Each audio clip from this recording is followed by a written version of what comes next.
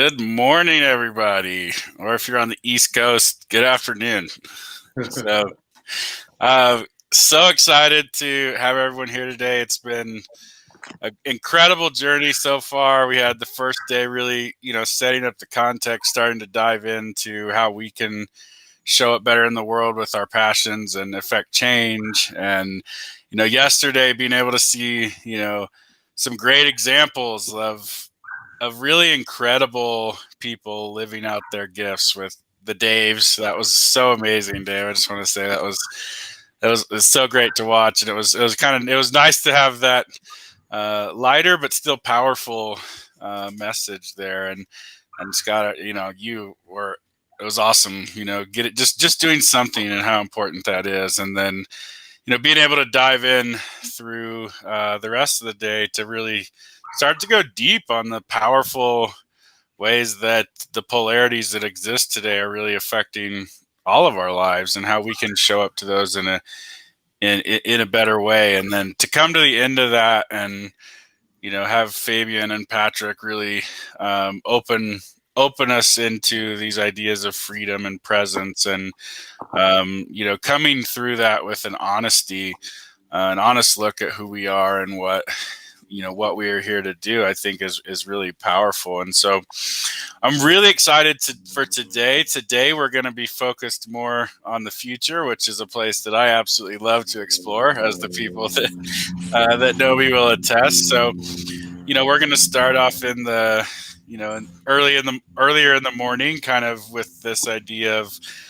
kind of rising from the ashes and getting on our path and moving forward with joy, and then move into some amazing speakers talking about how you can, you can claim the future. You can be a part of building the future in a few various ways. We're going to talk about what the future looks like for global warming, for events, for people getting together, for creatives and entrepreneurs, and we're going to really kind of take a look at the future, which is awesome. And I'm so stoked for that today. So I just want to thank everybody for joining us today. And I want to hear from you guys, Scott and Dave. Like, what were your favorite moments so far of the weekend? And what are you most excited about today?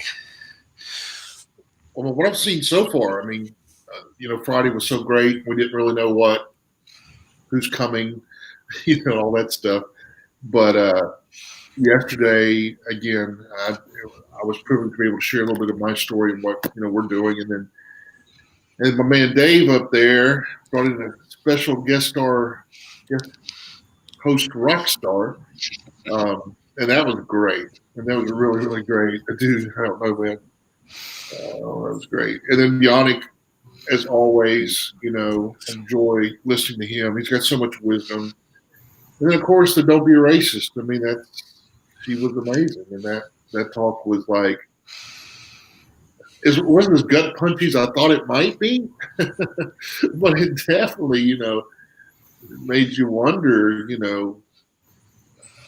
I think it's the hidden tendencies that we have that we don't realize. Mm-hmm. So that was good, just kind of bring that to light. So excited for today, excited to, again, go deeper. Can we get any deeper than we've already been? Heck, I don't know. I guess just looking forward, as we conclude this 3-day summit, so what now? Right. Well, so I'm excited to hear the speakers today. And again, this has been great. And Tim, as the guy behind the curtains, man, you made this thing flow. So congrats to you. And Dave, you're awesome. So what do you think, Dave? I, again, agree with everything you've shared, Scott. And I'm kind of looking back on yesterday and the day before. And a lot of times it's like you go to an event or you hear a presentation or see a speaker, and there's like a bit that kind of like it stings, or you feel something like, oh, that's interesting. And then it disappears almost. That's the way it works for me. And then it could be a day later, a week later, a month later, sometimes even years later, where it comes back, it like flushes forwards, and it's like, oh yeah, like it's the completion of that thread in your mind. And what I've realized with this particular event is like there's so much information and perspectives that are being thrown together. And And it's really fun. It's like going to sleep at night and seeing what my brain does to connect the dots. So even like thinking of Scott, I mean, with you, it's just like you have such a huge heart and you're such an action taker. Like that's what I know about you is like got a huge heart and you take action. You don't wait a second to move mountains. And I'm just like kind of that stewing. And then I'm like, I'll go through super quick. But then there's like Mary, who was all about like eating the cake in moderation, but just like how there's always a way to be happy and be appreciative of what you have and to kind of pause for a moment and just like accept the joy and purpose. And it was really cool to jam with Dave Weber on some, we both got to have some hopium together and see how that one. And then Satyan, like the kind of powerful duality and polarity that's going on right now. And we got like that beautiful, tear shedding meditation. And then Ray, Shadows of Faith and Shades of Faith, Shadows of Fear. And I'd spoken to Ray beforehand. I mean, honestly, we have a lot of almost breakout speakers at this event who are sharing a presentation for the first time, including my dear friend Chris Hay, who has been working on, I won't spoil anything, but he's been working on this heart presentation for years. Wow. It's literally been in his blood for years, and he's been practicing different ways in it. It almost took this event to get him to just step to the forefront and share that, and he's going to be coming on very soon. So I'm super excited for that. And because I already recapped half the day, I'm just going to recap the whole day. Including How Not to Be Racist. That was amazing with Karen. And then the mental CPR, which are amazing, was also really cool. Like he kind of was putting you on the spot a little bit, Wolf, which was great. I always like when you get put on the spot. And then, like kind of Fabian sharing his gifts of journaling, and also Yannick. It's like two perspectives on the potency of journaling, which for me or anybody who's been a part of this event, it's like, yeah, you got to start journaling if you haven't already, because there's so much proven power and potency to journaling. And I'm like, oh man, even today, especially if you have this event, you have so many thoughts stewing around, and then Patrick, man, like I've gotten so much from that presence practice since, being introduced to that early on. And that just connected a lot of dots of like, yeah, let's be here. Wow. For today. Yeah. And just be super present.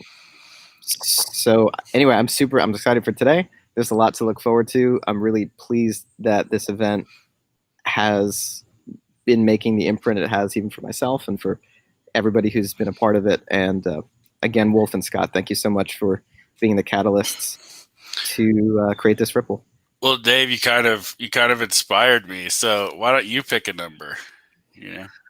Ooh, yeah, that's really cool. Well, it's one to how many? 100 and 1 to 180, 191. No, 189.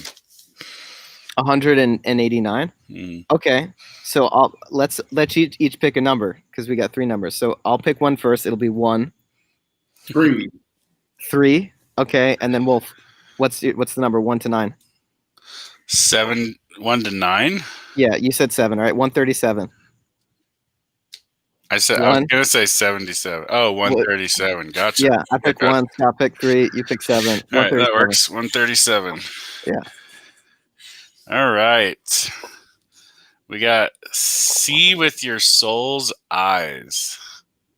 Ooh. Your greatest vision will never be seen by taking what is currently seen. You need to look within. Seeing the future with the alignment of head, heart, and highest purpose. Let spirit give you the kaleidoscope sight of a brighter future for all. Wow, this couldn't be more spot on. Train yourself to look beyond your physical eyes. When you meet someone, can you see who they really are beyond appearances? Can you look at a situation beyond what it seems to be? Your gift is opening up to sight beyond seeing. Look beyond. See your true soul path. See your true soul plan. See your true soul purpose. And then there's a quote from Rumi. It says, close both eyes to see with the other eye. Nice. Cool. I like how there's three of us and there's head, heart, and higher purpose. Yep. I'll be higher purpose today. Yeah, this is, I mean, man, looking beyond the situations that you're in and the people, you know, and their appearance, like we've talked about, and how you view their response or position in a situation, and you know, how we can all come together for a brighter future. I mean, that is hope, you know. See, you know, that is what we're trying to do with this summit. So that's incredible. Great idea, Dave. I love it. Yeah. That's funny. This morning, Holly's asleep, and so I put the dog out, and it's raining here in Tallahassee today. It's like 75 degrees, which is amazing for us. I don't mind the rain. I got in my car and just drove like an hour and a half. Nowhere. Just drove. Just thought, no radio, no anything. And I was just reflecting on, again, the weekend, some other things, happening in my own life, and it was funny. I would turn to come home, and then I would go out a little further. And I wasn't like seeking peace or anything. I just was trying to just get still, a little bit. I don't do that enough. We got a brand new puppy. He's 10 weeks old. So, it's crazy. Her work schedule's crazy. And we got so much going on and the summit and everything. But I glanced at the clock and it's 11:30, and I thought, crap, get home. We got to do the summit. And so, I came in, and I just feel really peaceful today, as a result of everything that's happened this weekend. It's been a minute, we get so busy with life, and the summit's all about, losing hope or trying to find that hope again. And so I hope the people that have, that participated, have listened in, and the speakers have all been fantastic. That they will leave today with a hope for the future, and take some actionable steps to share that hope with others. It's a brand new day, man. So I'm just excited. I'm glad to be here. I'm glad to be on this journey with you too. Awesome. Absolutely. Yeah, that's so incredible. And you know what? I'm gonna leave it right there, because I think that's a great place. So we'll see everybody in about 5 minutes to kick things off with Orion. So thank you guys for joining us today, and we'll see you soon. All right, brother. Love you guys. Peace.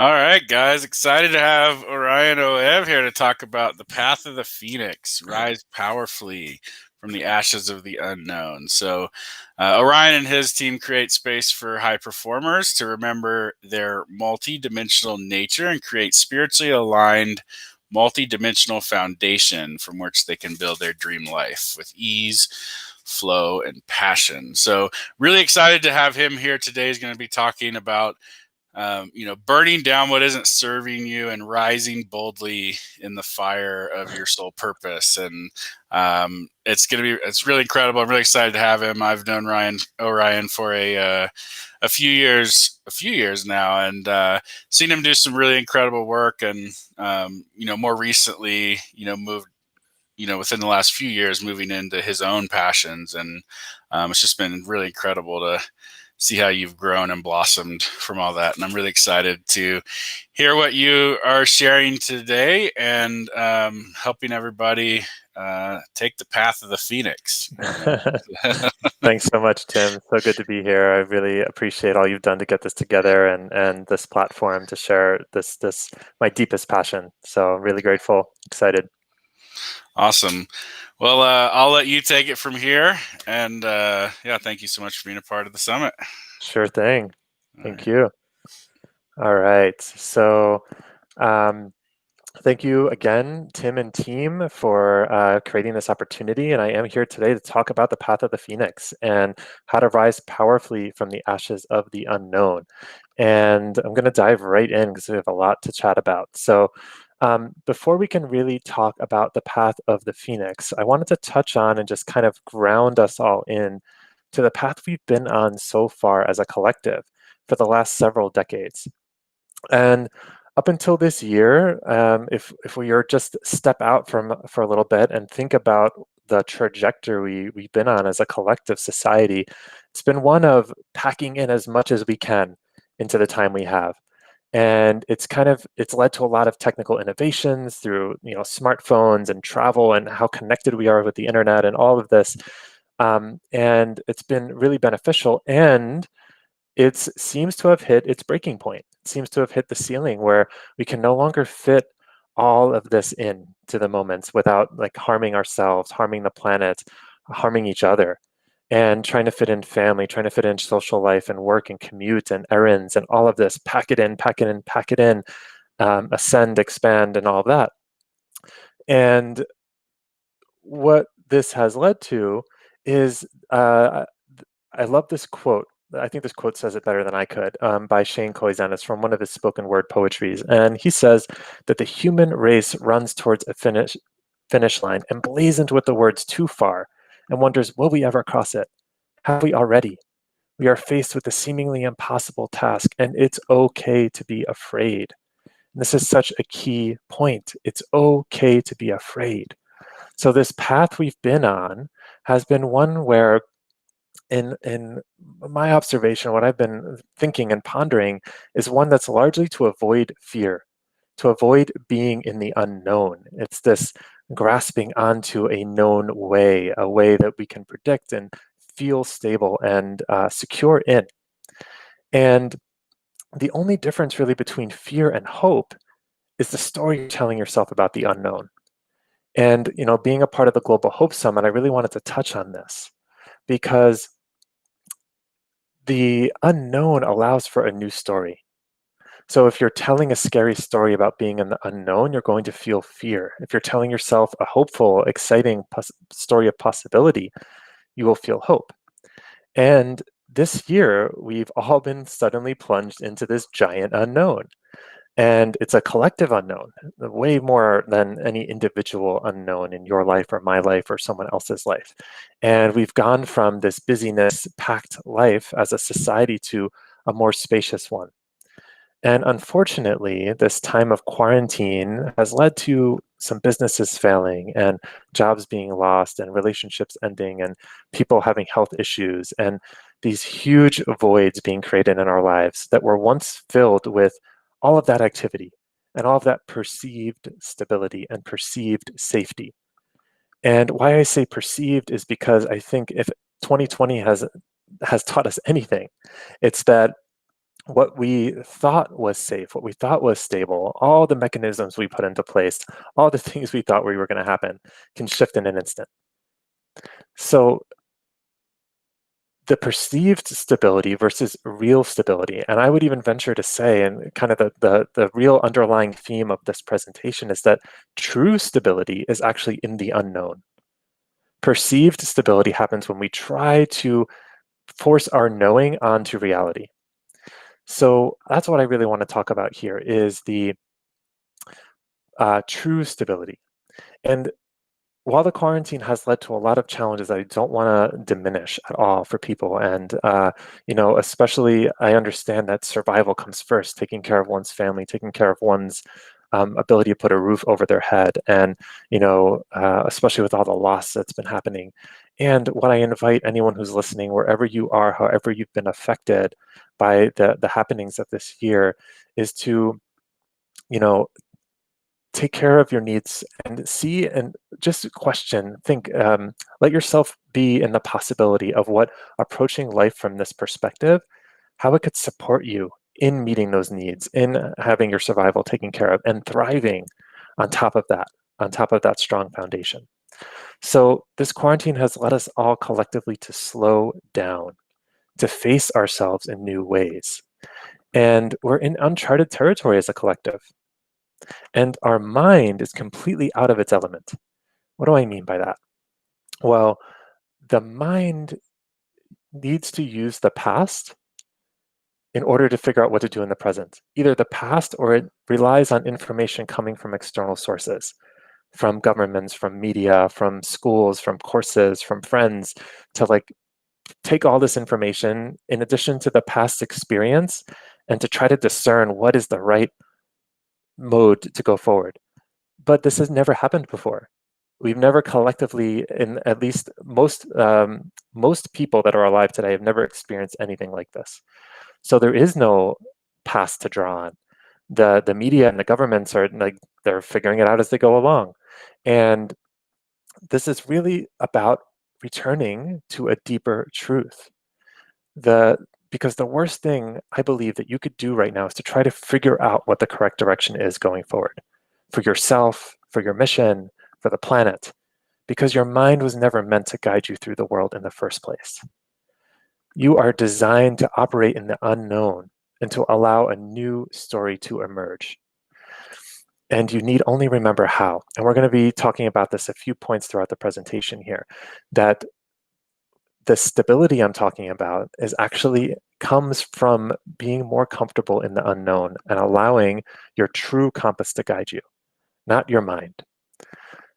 So this compass is one you already have, which is really good news. So let's look at the mind and look at what this compass is within you as well. So the mind has 100 billion neurons. I get a little geeky, if you couldn't tell by my glasses and my general demeanor. But I'm a huge geek. I love to study. So I'm going to go into a little bit of science here because I have a very scientific, skeptical mind. And I'm going to be going into some multidimensional stuff here, some spiritual stuff. So science is actually what brought me back to spirit after leaving that kind of world for quite a little bit. And the mind has 100 billion neurons. It is designed for complex problem solving. It is not designed for decisions or determining your direction. So all of those billions of neurons are there to really problem solve and figure out how to solve things along the path. It's basically a really complex hammer. And just a visual to keep in your mind. Your mind, as complex as it is still just a tool to bash things down from your path, to bash down obstacles, or to build and construct things that will help you along your path. It's not a compass. You don't want to hold your hammer up to the air to figure out which way to go. So the compass you have built into your system is your heart and your gut. So your gut actually has 500 million neurons, while your heart has 40,000, about. Those are estimates. So there's these advanced neural networks that we do have in other parts of our body that don't think like the brain does. They don't philosophize and contemplate in that way, but they communicate with the brain. They get information, and they are designed to make decisions. So this gut instinct that you hear about, your intuition of following your heart, these are not just woo-woo terms. These are real. And it's this that is designed to be our compass. So the path of the phoenix is about remembering and reconnecting to the fire of your soul's truth that is translated and comes through as body sensations and intuition. And how do we do this? Well, in order to really lay the foundation and create a model that you're like, I also like to talk to the mind because I know the mind is skeptical and like, what is intuition and how do I do that? So it's always helped me to give my mind a bone to chew on. So we're going to do that really quickly. And you are not your body. That's the theme of this next piece. You are not your body. You are not your thoughts. You are not your beliefs. So if you're not any of that, if you're not what you think and what you believe, then who are you? And to do that, I want to look at a little bit of science. And I want to look at going back to the 1800s with two scientists named James Maxwell and Michael Faraday. In the early 1800s, there started to be phenomena they were witnessing that were being discovered that could no longer be described by Newtonian physics. And the field theory was born. And a field was defined as a condition in space which has the potential of producing a force. A condition in space which has the potential of producing a force. And what was determined is that each of us, each human, and each being and object on the planet, animate and inanimate, were discovered to have fields. And these fields create forces that interact with each other. So this went on to explain and start to bring science and words to that feeling when you're in the room with someone and you suddenly notice they're looking at you and you turn and make eye contact, or you just notice someone enters the room, or you can kind of feel the negative energy if they're like judging you, or you can feel the sadness if they're feeling sadness. All these experiences that are non-verbal, non-physical, that are happening in the subtle communication between us. So field theory was led, fast forwarding from field theory to the early 1900s in relativity and Einstein. He published his special theory of relativity, further shattering the Newtonian worldview. So not only are we now having these fields that are creating forces from us, Einstein found that space is not three-dimensional because time cannot be separated from space. There's only this fourth dimensional space-time continuum. And he also discovered a couple other amazing things. That time is nonlinear. He did this both theoretically and experimentally, playing with experiments, witnessing people that are moving at different speeds and different velocities, observing the same events happening for each person in a different order. And he also did it theoretically through equations. And he also explored this idea and discovered that matter, your body, including your body, all matter is simply energy slowed down, but not stopped. And quantum physics has picked this up. And as physicists have been able to look deeper into matter, on the subatomic level, they found that matter only shows tendencies to exist. Meaning that at the smallest part of you, at the very foundation of your nature, the particles that make you up appear, vanish, and transform all the time and very unpredictably. So you are this unknown creature that's like appearing and vanishing at the smallest levels, shifting and changing all the time. You are vibrational and ever shifting. So you foundationally are not this stable being. You're an ever moving, changing being. And you are energy.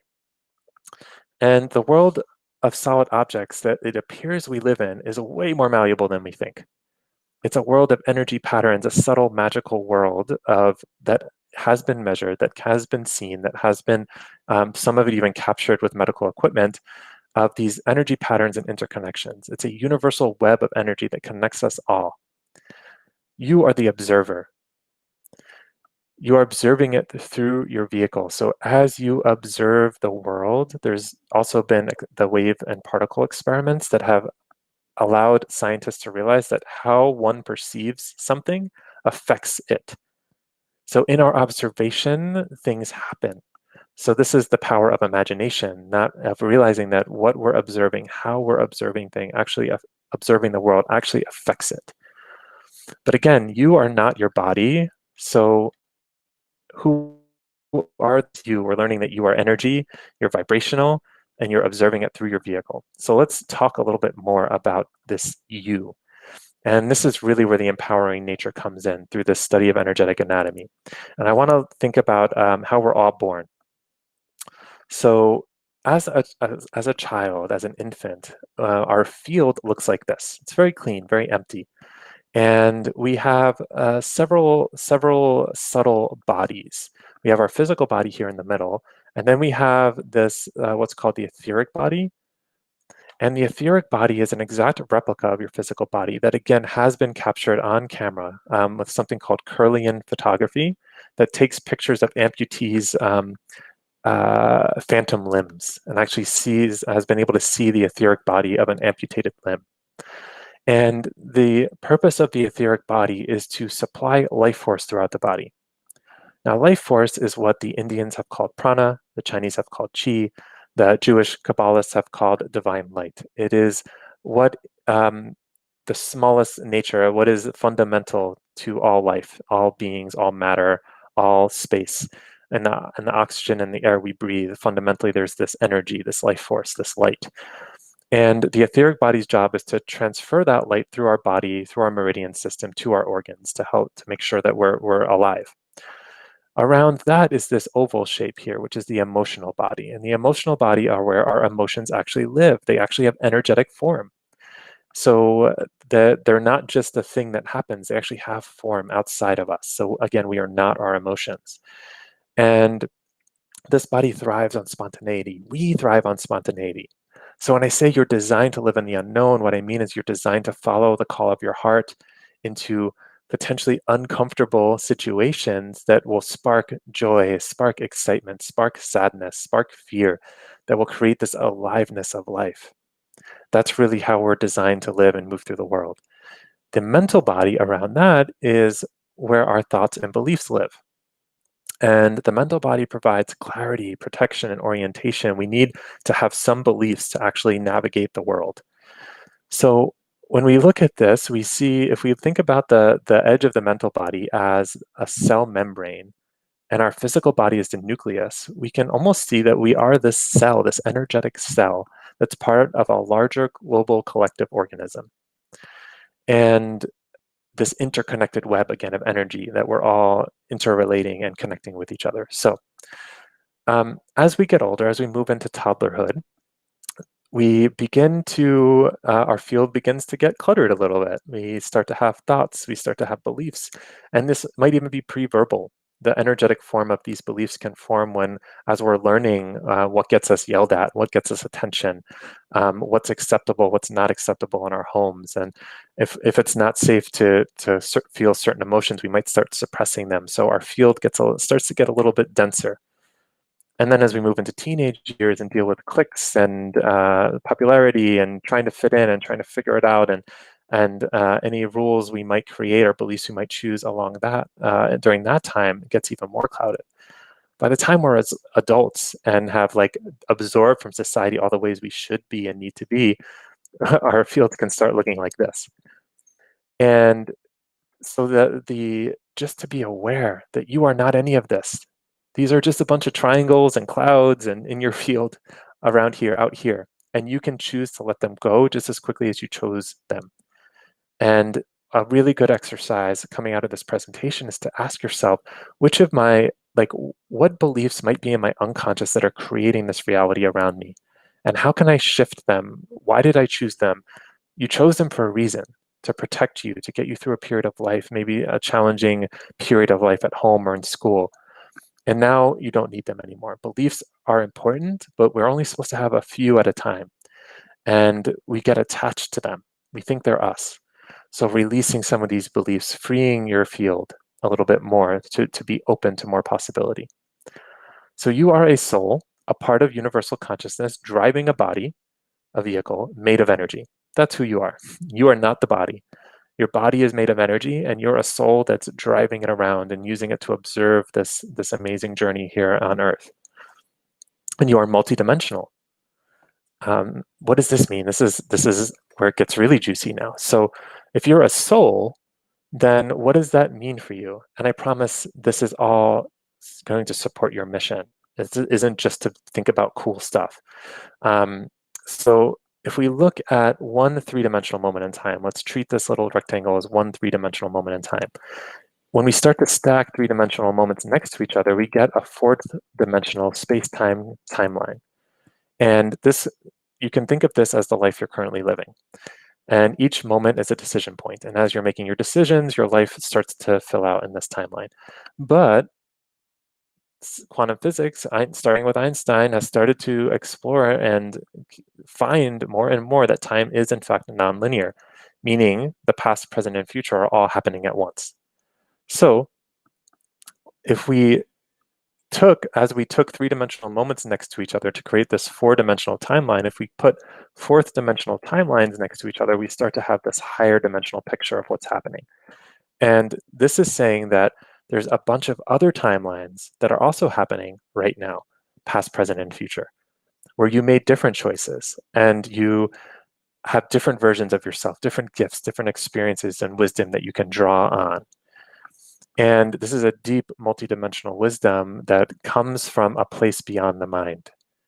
And your soul is doing all the learning in all these timelines. So you're experiencing one timeline based on all of your choices that you've made, but there's a whole bunch of other timelines happening at the same time.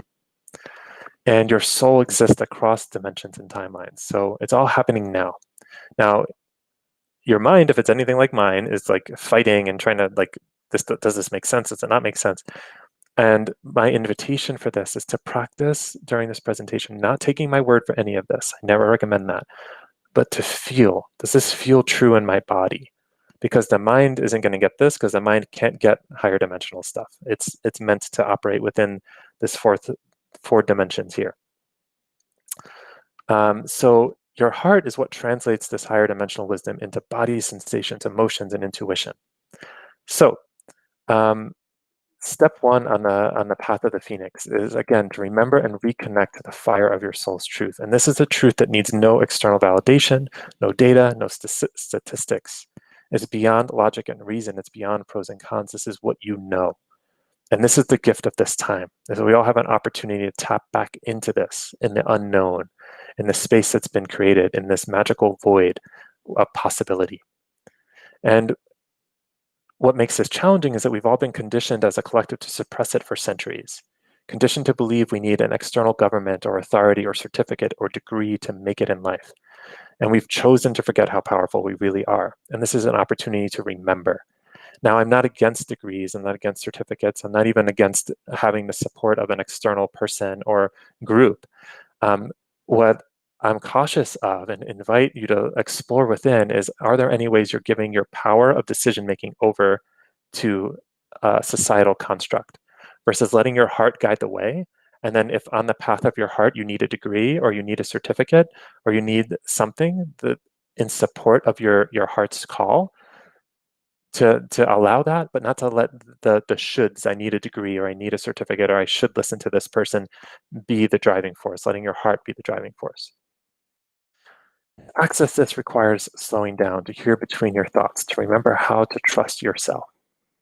Which leads me to step 2 in the path of the phoenix, letting the fire of your truth burn down everything that isn't in alignment with that truth. And when you've been conditioned since birth to discount your knowing, to back everything by logic, to be a good little citizen, it can be scary to begin to follow your heart. But remember, where there's fear, there's hope, depending on the story you tell. So I want to share a little bit about my story and how I've implemented this in my life and how this really was experiential for me before theoretical.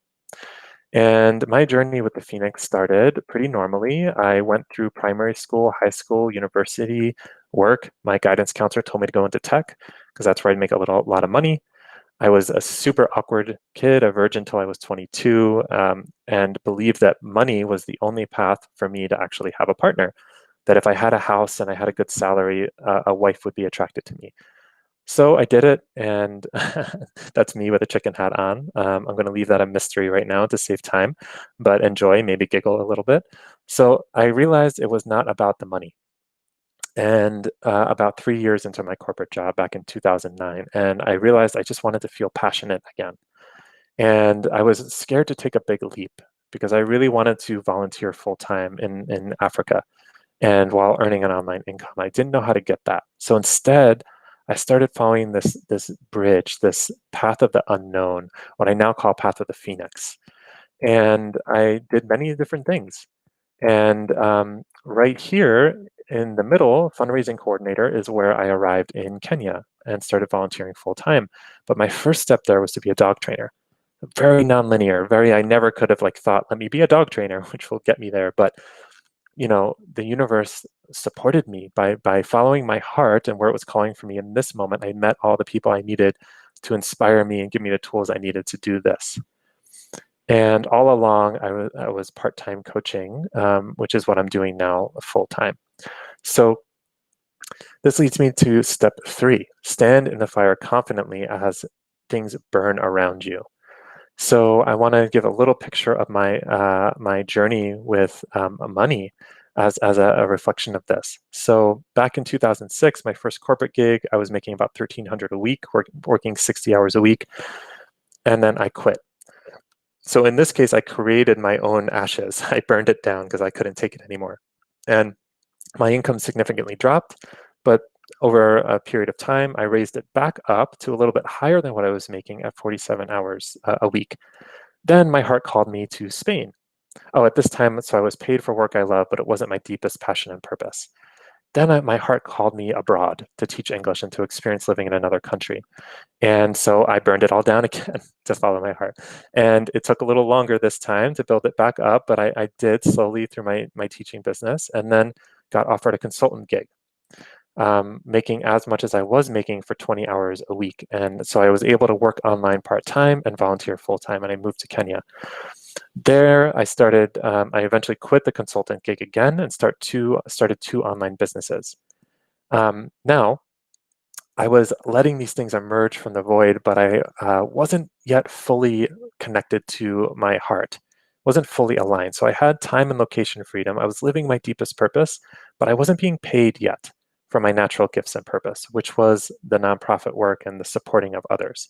I still needed these other businesses to do it, so there wasn't full alignment yet. So it all crashed again, and I had to use all my savings. And that was painful in the moment, but I trusted again. And I was in this crucible of the ashes of things just burning down.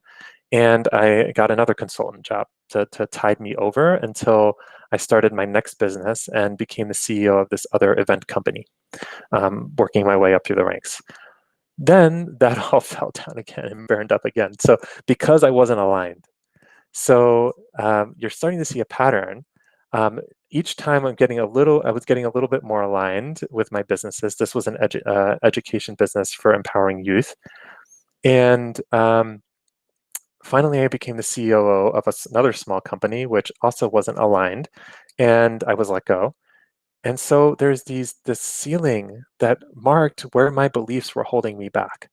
And this period of time was a recovery period of not listening to my deeper truth, of exhausting myself with all these plan Bs and diverting my time between my true purpose and plan Bs until I finally said, no more plan B, and really started to learn what was happening. And this is where things really boomed between the beginning of 2019 into this year, was when I really, really fully aligned to my heart and learned all I had been learning, used all I'd been learning about burning it all down and rising from and staying in this discomfort, not moving backwards, allowing the next thing to emerge, the more aligned thing to emerge step by step, and to really trusting, to being in the fire just a little bit longer where I might want to run or go to a plan B, to not choose that. And it was scary, but it was so worth it. And so these, along the path, there was these deep and spiritual healing places where I hired coaches and worked with healers to experience and learn and grow more and understand more of my empowered nature. And it helped me learn how to be in the fire even more, how to trust even more deeply. Which leads me to number 4.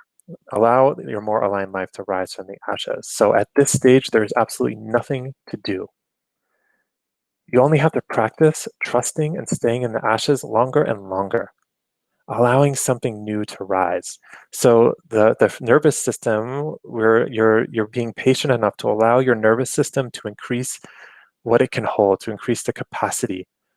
And the question is, can you trust yourself long enough to be taken to the brink of nothing, to truly break the habits of solving with the mind? And when we are used to solving with the mind, to develop the spaciousness, to develop the trust, to really stand in your truth, not a truth that needs no external validation, to let it burn the things around you down, and then to not run away from that space, that unknown of what's going to happen, how am I going to pay my bills, or whatever the question is. Can you stand in it long enough to allow the universe, the world around you, to shift to match your new vibration? Because remember, you are a vibrational being. And as we learned earlier, and this is a vibrational universe. So when you're doing the healing, when you're releasing the beliefs, when you're burning down the beliefs that are no longer serving you, when you're choosing a new vibration, the world has to orient around that. It has to. And I've seen it time and time again in my life, as you saw in that diagram, and I see it in my clients' lives time and time again. Things burn down, relationships, jobs, but if they can stay long enough, something new and more aligned arises to match it. It has to. So if you can hold long enough to trust that, you can then see how multidimensionally supported you really are when you align to your heart. And you can allow a more easeful way to emerge, a way of spaciousness. And that's where the real hope for me is in the future, is spaciousness, where as a collective, we're creating from spaciousness. We've taken the push the limits as far as we can. And I wish I had more time. I planned this whole other part to talk about the historical context of how that conditioning has been built into our society over centuries. But it's time to let that go, to remember that we are powerful beings that can create from spaciousness, that can create from ease. So this is about letting go, figuring out what to do, and remembering how to be. Your true purpose is here to be, to feel your truth beyond the mind and between your thoughts, a deep inner truth that knows what your part is. Like the eagle allows his wings to flap through, not because he's thinking that he has to flap his wings, but because that's who an eagle is. Like the lion allows himself to be the lion. It's like, who is an Orion? What does an Orion do? What does a Tim do? What does a Laura do? What does a John do? What does a Jim do? What does a Jennifer do? It's letting that move through you without trying to figure it out. And that takes slowing down. That takes this practice of being in the fire and trusting yourself. So choosing the uncomfortable and aligned over the comfortable and misaligned. And the universe has given us this gift of doing this for us. And it's a time of great hope. As more of us connect to our hearts, connect to our truths, face what we've been avoiding, remember how to find love for ourselves again, learn how to trust ourselves again, the external world as a whole will have to shift to match that, the new collective reality. So just a few pictures of me. I'm just a normal kid from New Jersey. This is a very natural path. It may sound a little bit, this is the first time you're hearing some of this stuff, the mind is going to fight it. But just remember, this is a natural path for humans, and you need only remember. And it gets results. That's why I practice this. That's why I study this. That's why I live this, because it helps me bring my impact into the world, my purpose, my mission, with much more ease and joy and happiness and connection. So thank you very much. I hope this supported you in some way. I'd love to connect deeper. You can visit my website and schedule a free belief restructuring deep dive. It's a 60-minute chat. I'd love to just get to know you and support your journey and see what's alive. And also ambrosialanimals.com is a 6-month program you can look at, peek at, see if it intrigues you. We teach it starting on October 22nd, and we're teaching all of this stuff if it's interesting to you. But I'd love to really do this belief restructuring deep dive with you. So thank you very much.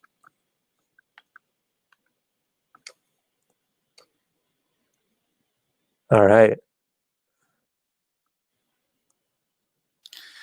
That was amazing, Orion. Thank you so much you. for having us on here and sharing this with us. That was incredible. I love the way you broke down, scientifically how all this works. So really incredible, guys. We're going to take just a short 2-minute break, and we'll be back with Chris Hay. So thank you so much, Orion. Thank you. See you, everybody.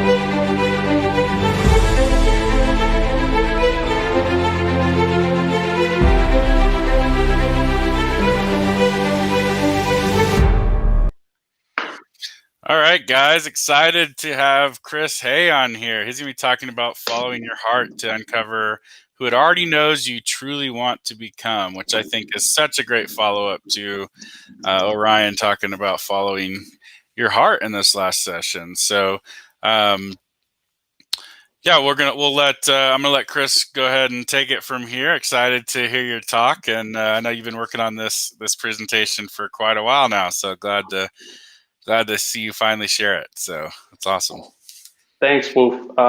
So good to be here. You can hear me loud and clear? Yep, all good. Awesome, man. Well, yeah, just a pleasure to be here. Thanks so much for putting this together. It's funny because like a year ago, I think it was a year ago, that you and I just connected and discussed some of this kind of framework that I had in mind, and it's taken all the way since then to kind of like get to this point, and probably wouldn't have happened yet if it hadn't been for you as well putting this together. So I owe you a debt of gratitude. And but without further ado, let's dive in. And yeah, so this is the first time running through this, so you might spot a typo or two, but I appreciate the opportunity to present this in a little bit of a rough form. But I think, as mentioned, I've spent a lot of time thinking about this, so hoping despite any typos, people should hopefully get a fair bit out of this. So without further ado, let's dive in. And how to follow your heart to discover your ultimate destiny and create a more loving world in the process. And let me get this open so I can move along to the next slide. So basically, this is for you, and you're in the right place if you feel that your life lacks meaning a little bit sometimes. Maybe you've fallen out of love with your vocation. Maybe you don't feel like you have context for the difficulties that you're going through, or life sometimes feels a little bit pointless or helpless. And we have this innate desire to make a meaningful contribution with our lives, but maybe if you're lost for where to start with that. And so I say that the real problem is that we lack the courage to follow our own heart, and we fall into dogma of listening to other people's opinions about how we should conduct our lives and what we should go after.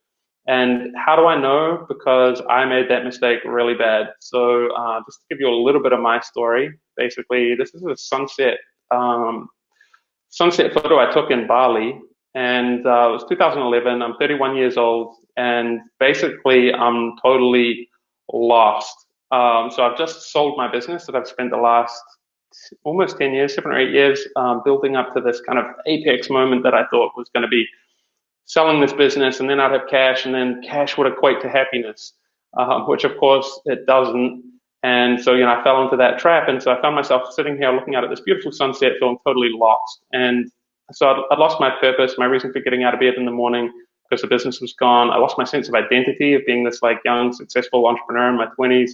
All of a sudden I was like, what am I going to do with the rest of my life? And also my paradigm for how to find happiness, because I'd believed until that point that like cash would equate to happiness, and discovered that it didn't. So like what I knew, however, was that whatever I did next still had to be entrepreneurial. I didn't want to go back and get a job working for the man. It had to be about more than just making money though, and it had to be about more the journey rather than the destination. And however, the problem was I really had no idea where to start. And so began my long, dark night of the soul. And we'll come back to that theme shortly, but I just wanted to share this this image with you of like when I got back from Bali, and this is my garage where I'd set up a temporary office, and you can see the great big hulking monster printing scanner fax machine on the left, which had come out of my previous office where I'd had my company, and all these boxes full of accounting records and whatnot, which you have to hold for like 7 years or whatever. And so I'm sitting amongst this pile of rubble that's kind of left over from my old life, and start scouring the internet for clues about what to do with my life and how to find happiness. And I stumbled upon a video from Steve Jobs, his commencement speech. I think it's at Stanford, and one of the quotes that really struck me was, the only way to be truly satisfied is to do what you believe is great work, and the only way to do great work is to love what you do. If you haven't found it yet, keep looking, don't settle. As with all matters of the heart, you'll know when you find it. And so, yeah, that really stuck with me. And that describes, I guess, like what I did for the next 8 years as I struggled and like really struggled to find what that might be. And so, but without telling you more about that, let me just dive straight into like what I learned during the process, and you'll learn a little bit more about me along the way. So the first lesson was heal and hear your heroic heart. And so I'm going to break this down for you. So there's three things here, and healing, hearing, and why do I say heroic? So Joseph Campbell, if you've heard of him, basically wrote this book, A Hero with a Thousand Faces, where he says that you are the hero of your own life story. And a hero ventures forth from the world of common day into a region of supernatural wonder. Fabulous forces are there encountered, and a decisive victory is won. The hero comes back from this mysterious adventure with the power to bestow boons upon his fellow man. So I was pretty fascinated by that. And if you look at a lot of movies, you can see this hero's journey architecture really baked into it. And ultimately, I believe that it's following your heart is the path to become the hero of your own life story. But before you can follow your heart, you first need to heal and hear its calling. And so why do I say heal? So essentially, like, the purpose of the whole hero's journey is the path of following your heart is a path of making your whole life a great act of loving service to humanity. Like Simba here, returned, he's gone on an epic journey and returned to serve his people. But love is a connection, as Brené Brown says, love is a connection that can only be cultivated when it exists within each of us. We can only love others as much as we love ourselves. And Tara Brach, who's one of my great spiritual mentors, says that every one of us needs to feel loved. It's a core biological, physiological, and spiritual need. And that there's a better language for it, actually, that we want to feel the loving presence, which is what we actually are. I believe that at the core, we actually essentially are love. And so when we're operating from love, it has impacts on you, your family and friends, organizations that you're a part of, and on the planet. And once we've recognized that we are love and operating from this space of loving awareness, then we're ready to listen to our heart's calling. And so how to hear your heart's calling is essentially, there's three elements that I believe, which is solitude, silence, and scheduling. So just to blaze through these real quick is silence. So a 2013 study on mice, interestingly, discovered that when they were exposed to 2 hours of silence per day, they developed new cells in the hippocampus region of the brain associated with memory and emotional learning. And the researchers found that not only were they creating new cells, but they were actually generating into neurons and connecting up. So silence can literally grow your brain. Next is solitude. So why is solitude such a negative experience? This is a quote from Mihai Csikszentmihalyi's incredible book, Flow. So the bottom line answer is that most people struggle dealing with solitude so much is because we need external goals, stimulation, and feedback to keep our attention directed. And when we don't have that and our thoughts begin to wander, it can become chaotic. So there's a real, and this is called psychic entropy. So there's like a real knack to learning to be by ourselves, essentially. And but solitude is key, and a lot of great luminaries throughout history have kind of identified this. So Keats described his life of solitude as his wife and child. Thoreau exclaimed, "I never found a compassion that was so companionable as solitude." Albert Einstein says, "I live in solitude, which is painful in youth, but delicious in the years of maturity," adding that the monotony of solitude and quiet life stimulates the creative mind. Picasso said that without great solitude, no serious work is possible. And Gandhi says that solitude is a catalyst for innovation. So yeah, if you're not sold on solitude by all of those great accolades, then I don't know what'll sell you. But so then the next important piece is scheduling. And so you might be familiar with Bill Gates takes think weeks twice a year, where he just goes and locks himself in a log cabin in the woods and thinks deeply about things. AOL CEO Tim Armstrong makes his executives spend 10% of every day, 4 hours per week, just thinking. CEO of LinkedIn schedules 2 hours thinking per day. Warren Buffett spends 80% of his time thinking. So whatever you do, schedule your stillness would be my advice. So the next lesson is explore your genius. And if you can't tell already, I'm kind of a fan of Mr. Einstein, but here's another great quote here that everybody is a genius, but if you judge a fish by its ability to climb a tree, it'll live its whole life believing that it's stupid. And so this is society's default model for success and happiness. And this is, I think, the reason that a lot of us don't end up finding our genius, is that we fall into this this model for success, which kind of looks like this. Like, we'll do whatever it takes.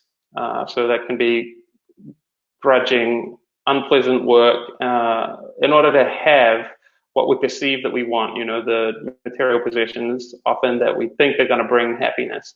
And then we believe that as a result of that, it's going to enter happiness. But I've been there, and having gone through this experience of like building my business, selling it, and then it doesn't result in happiness. In fact, it can kind of lead to the opposite, like Scrooge here from Christmas Story. So what if there was another way? And so to demonstrate this, I want to tell you a quick story. And so there's about this guy called Andy, and it's a true story. This guy lives in London, and when he's 22 years old, he's standing outside a pub like this, and a car crashes into one of his a group of his friends, killing 2 of them. And then a few months later, his stepsister dies in a cycling accident. So everything's looking, like his whole life's kind of turned upside down. And so he decides to drop out of college and travel to the Himalayas to become a Buddhist monk. And so he spends 10 years actually in the Himalayas, meditating for up to 16 hours a day. And finally, when he returns back to London 10 years later and sets up a private practice teaching other people how to meditate, he's really enjoying that. And then one day, a client comes in, a guy called Richard, and he's working in the advertising industry and just burnt out like most of Andy's other clients. And they do a swap where they decide that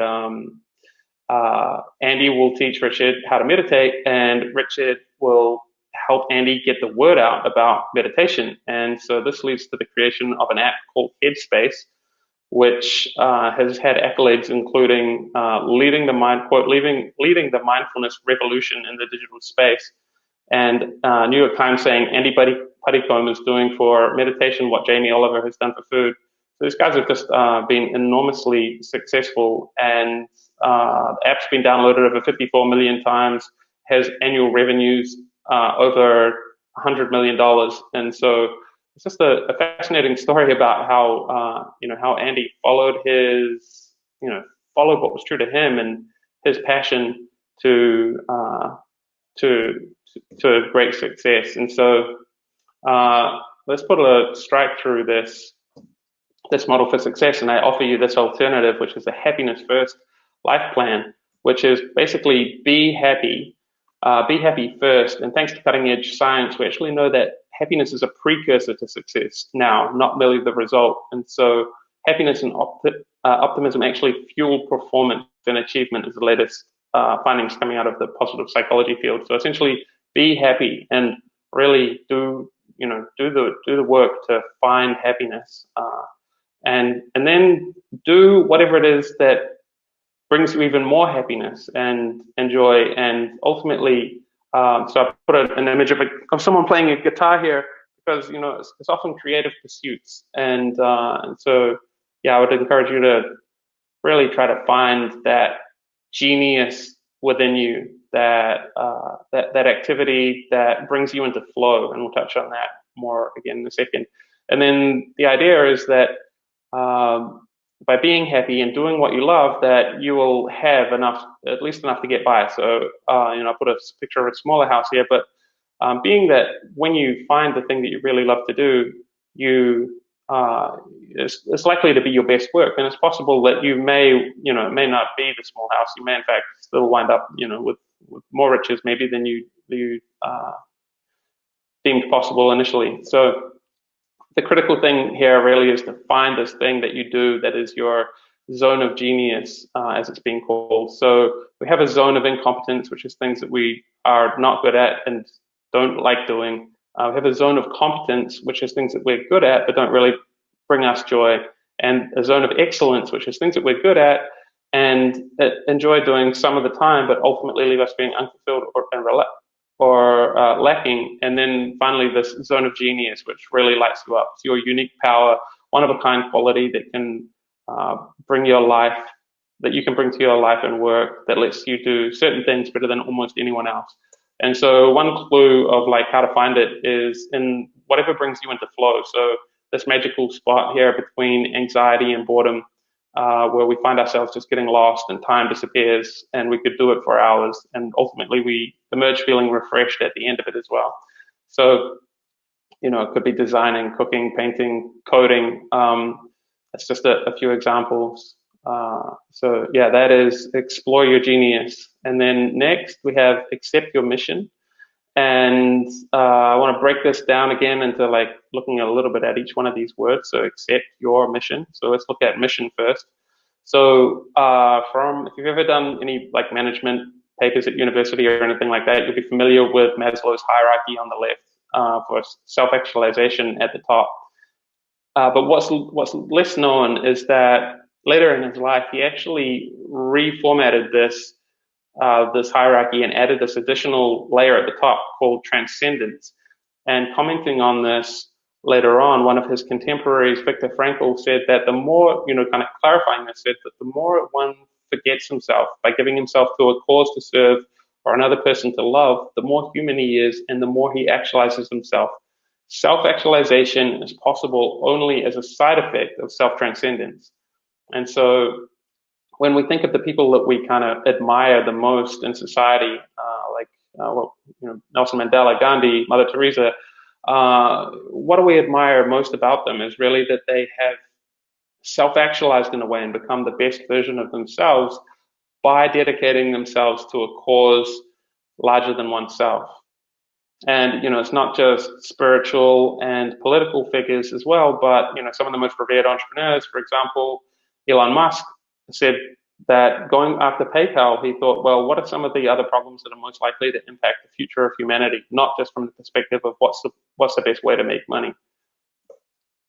So yeah, my 2 cents is like get clear on your mission. And then this next part about like making sure that it's yours, truly yours, is really critical as well, that we don't fall into the trap of living other people's ideas of success. And so there's this really beautiful quote that from the poet Rumi, that the wound is a place where the light enters you. And so essentially, it's talking about trauma and how we react to trauma. And there's this quote here from Sean Akor, who is a positive psychologist and author of a book called The Happiness Advantage, that the people who can most successfully get themselves up off the mat are those who define themselves not by what happened to them, but what they can make out of what happened. These are the people who actually use adversity to find the path forward. They speak of not just bouncing back, but bouncing forward. So yeah, we often hear about post-traumatic stress, but post-traumatic growth is like lesser known, but very powerful. And so when I first discovered this, it was very exciting to me because through all of the struggles that I had kind of been going through for maybe 4 or 5 years at that time, on how to sort of try to find your purpose and try to find your passion and deeper meaning in life, light bulb kind of went off for me, and I was like, oh wow, what if I could teach people what I'm learning on this path? And so I kind of got fascinated by that concept of your greatest gifts being right next to your greatest wounds. And so when I was in Mexico City, and I was at the Frida Kahlo Museum, like this stuck out to me, that she had been in a tram accident earlier in life and spent most of her life as a result of that in bed, crippled, and then ended up making these kind of art pieces from her braces that the doctors have given her to try to kind of straighten her spine and whatnot. And these become some of her greatest works. So it's a fascinating concept. Another person who you guys might be familiar with, or some of you guys, including Mr. Wolf hosting the show, Anthony Baldozzi from the Fit Father Project, has a super fascinating story where his father passed away when he was a boy, and from not really taking care of his health, and Anthony swore to himself at that time to help, to not let that happen to him, and then to help other fathers get and stay fit to protect, to be there for their families. And so just the fascinating concept of how to make sure that you're doing really your work, the work that you're uniquely positioned to do, and can take advantage of the greatest pain that you've been through, because it can just add so much meaning to what you're doing and to helping you find your mission. Finally, accepting your mission.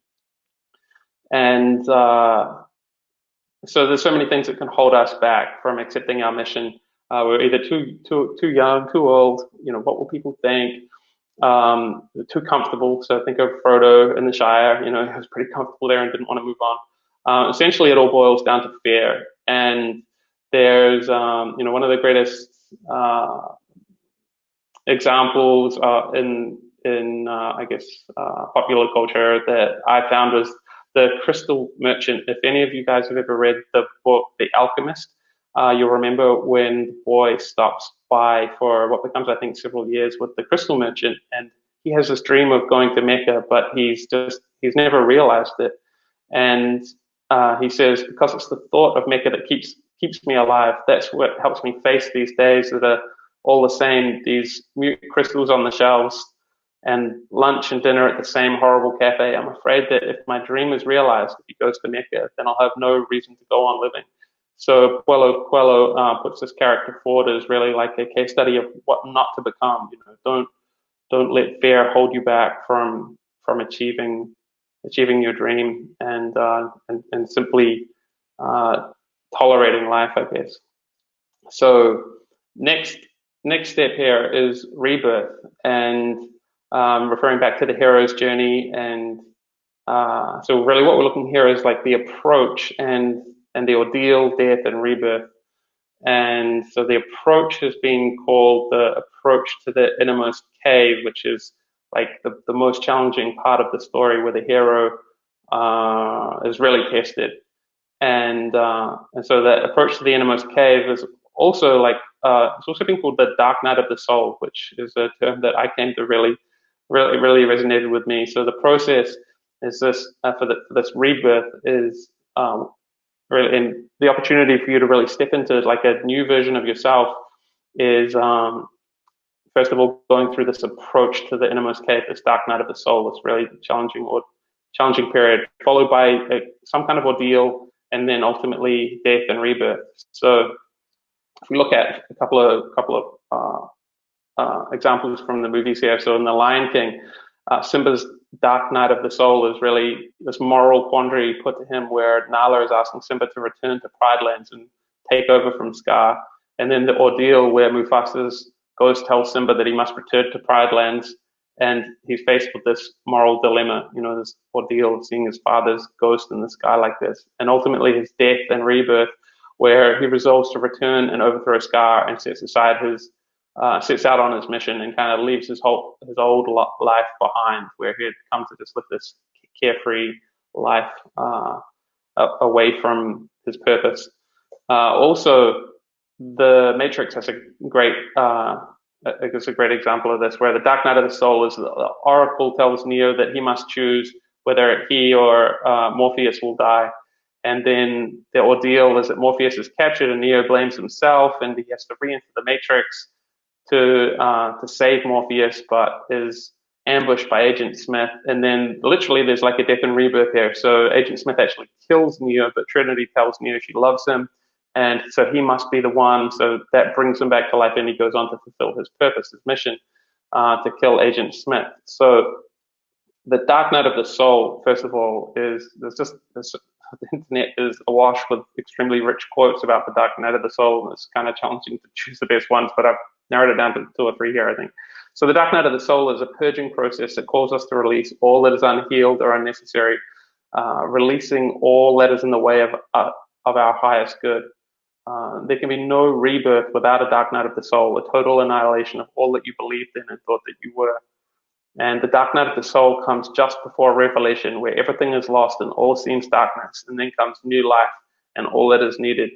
So yeah, I got super fascinated by the dark night of the soul because I guess I've been living it, to a large degree for most of my 30s actually. So in contrast with my 20s, when at that point of the time, I felt like I hadn't really known failure. And I actually remember seeing a quote from Bill Gates that said, "Success is a lousy teacher. It teaches smart people to believe that they can't fail." And I think that was me in my 20s. I kind of felt like I couldn't fail. Like success was just coming too easily to me. In contrast, my 30s was this long backwards slide. Like I felt like I was losing a board game that wouldn't end. I don't know if you've ever been in that position where you're like playing Monopoly or something and you're losing, and it's just like, man, like I just want this to end, but it wouldn't. So friends found their stride while I floundered. I really didn't know what I wanted to do with my life, and I was testing 100 different things which weren't really moving me forward. It seemed like I was going nowhere. While friends, in their 30s, typically most people are really crushing it in their careers. And I didn't know how I could add value. I didn't know how I could actually help people in a meaningful way. So I felt ashamed when introducing myself a lot of the time, where people would say, "What do you do?" And I would sort of fumble and not really have a very good answer. So yes, strangely now, this dark night of the soul is one of my favorite things to talk about. Looking back, I kind of came up with 4 R's that I would put to you for if you're in a similar position of how to navigate this. So the first one being relationships. And Jim Rohn has this great quote that you're the average of the 5 people you spend most time with. And so be cognizant of that and surround yourself with, with really high level people, allies and mentors, in particular values aligned partnerships. So I was super fortunate through a stroke of luck really to stumble into some really epic value aligned partnerships, I would say. And and so reach out for those, figure out like who are the people who you'd most love to be in partnership, who believe the same things you do, and reach out to them. I would encourage you to reach out and see if there's an opportunity to help them in some way. And then your roles. So, I went from like essentially the CEO or the founder of my previous business to like become an apprentice, and coming through an apprenticeship program that was set up with a guy called Yannick Silver, and went on to do some great work and be mentored by him in an amazing way. I gave up my role as like a drinking buddy. I haven't had a drink for about 5 years, and so just look at the roles that you play and look to have flexibility around those. Which ones are serving you? Which ones are no longer serving you? And then revenue, I would say, how do you make your money? How do you pay your bills? And be open to exploring different ways to do so that could help you get closer to your zone of genius. And so for me, it was like a discovering of coaching as a field that I could support people on a similar journey. That was like a big breakthrough. And then also I have the final R is relentless optimism. So Nietzsche says, "He who has a wider live can bear almost anyhow." So referring back to the previous step, which was, get really clear on your mission. So for me, my ordeal is actually this presentation. As I mentioned at the beginning of this, was been probably about a year in the making, and then several years worth of learning that's kind of gone into this. And so, so 6 months in the making here. Actually, that's because I got distracted 6 months ago and kind of went down a rabbit hole with it, but then hammered it out in 2 weeks. So the power of accountability, and we'll come back to that. But my learning is that when you're faced with an ordeal, you need people around you to support you. And I probably couldn't have done this, as mentioned, without the help of Wolf and Co for putting on this summit. So thanks again. And then death and rebirth. So this is it's a great image of Simba and Nala, kind of like he's reborn. He's on the mission. He's looking back at Pride Rock, which you can see in the distance there. And he's not over the finish line yet, but he's reborn and has that purpose.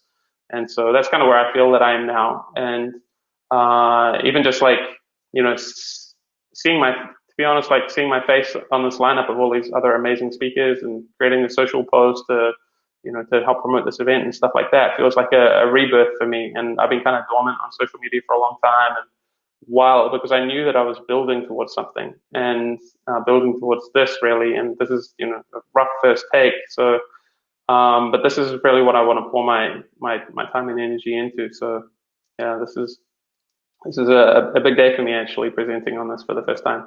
So the final lesson here is take action and trust. And so there's kind of, the left brain, right brain thing where the left brain wants to control, the right brain wants to surrender and trust.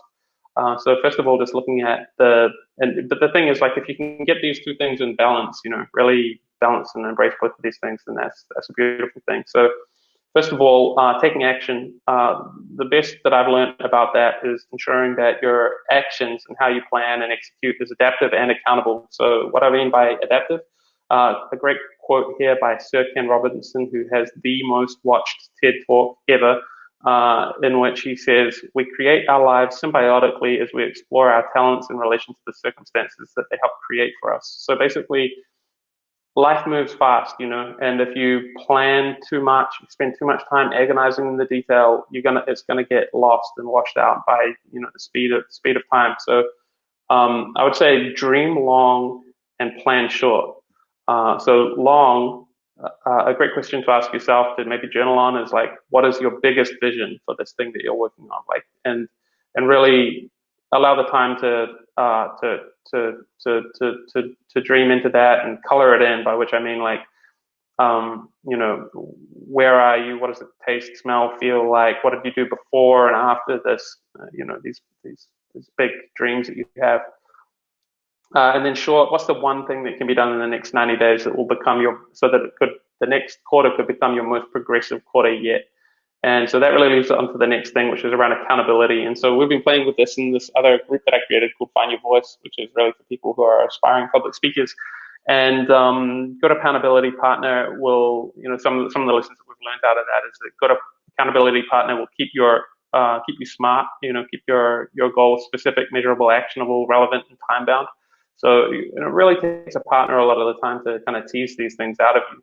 So I recommend finding an accountability partner if you don't already have one, or even better, a group accountability, because in this Find Your Voice group, that we've been playing with, you get this positive peer pressure thing where, you don't want to show up and be the one that didn't execute the task that you said that you were going to do a couple of weeks ago.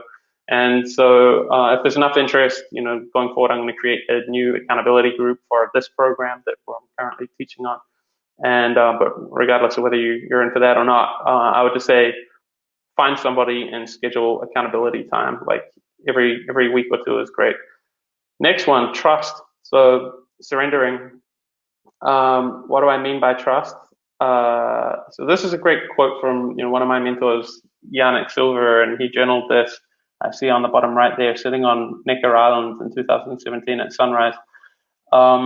He says, trust the universe has even more in store for you than you can imagine. Trust the divine timing. Trust your crazy ideas. Trust your wings will grow when you leap. Trust your nature. Trust you've been encoded with a cosmic alarm clock, which he thinks is, his way of saying that, like, things will happen when they're meant to happen. Trust the signs, symbols, and synchronicities. Trust the co-conspirators catalyzing your evolution. Trust the perfect unfolding of your understanding, and trust your divine connection. So, I really love that quote. But I guess, and to elaborate on that, like the biggest story that I have to demonstrate trust is really this turning point that happened in my life in Hawaii in 2018, where we were in this room here, and we had been invited to share, to write down our eulogy from the perspective of having lived our best life from this point forward. And so it had been a really busy day, and I just let my mind go empty. And, like, what do I really want to do with my life on earth? Like, what do I really want to do with my time? And the only thing that would come up was just to really touch as many people as possible with love. And so I put pen to paper and I wrote that down, and I wrote down to touch, I think, 1 million or 100 million initially. And I was like, man, this is my one chance to dream big. So, like, I scratched that out and wrote, Chris touched 1 billion people with love, as this would be my eulogy, the one thing that I'd want someone to say after I died. And then when the opportunity came to share, I read it out, and I felt this wave of embarrassment come over me as soon as the words had exited my mouth. Like, oh my God, who am I there to dream that I could possibly have such, that kind of impact? And so fortunately, it was the last event of the night, and I ran back to my room and hid, and I was just totally ashamed. And then the next morning, still feeling ashamed and trying to process this, I went for a quick run down to the beach, and on the way back, I stopped by the public restroom, and strangely, I was standing at the urinal of all places, and I looked up, and someone had drawn a love heart with wings on the wall. And then I turned around, I was like, "Oh, that's weird." Turned around, they'd drawn love hearts all over the walls of this public restroom. And I was like, "Wow, that's super weird." And so obviously, that took a while to process. And initially it was the ultimate reframe. Like, what if the universe has sent me this weird sign across time and space? My left brain, of course, was just screaming, "No, that's BS. It's pattern recognition bias. Like, you're being crazy." And ultimately, it's impossible to know. But if nothing else, it had been a message from my deepest self. And so I believe that whatever the case is, we get to choose. Whether do you trust the universe has even more in store for you than you can imagine, as Yannick said, or that the universe is an unfriendly, dangerous, and difficult place. And ultimately, what action will you take as a result of that? And Marianne Wilson has this great quote, which I think we're running a bit short on time, so I won't read the whole thing, but you can pause and come back on the replay if you want to check that out. It's really just, that we are, there's nothing enlightened about shrinking so others will feel insecure around you. It's really do your greatest work. And so in closing, after the Hawaii incident, I was thinking about this heart with wings kind of motif and what does it mean? And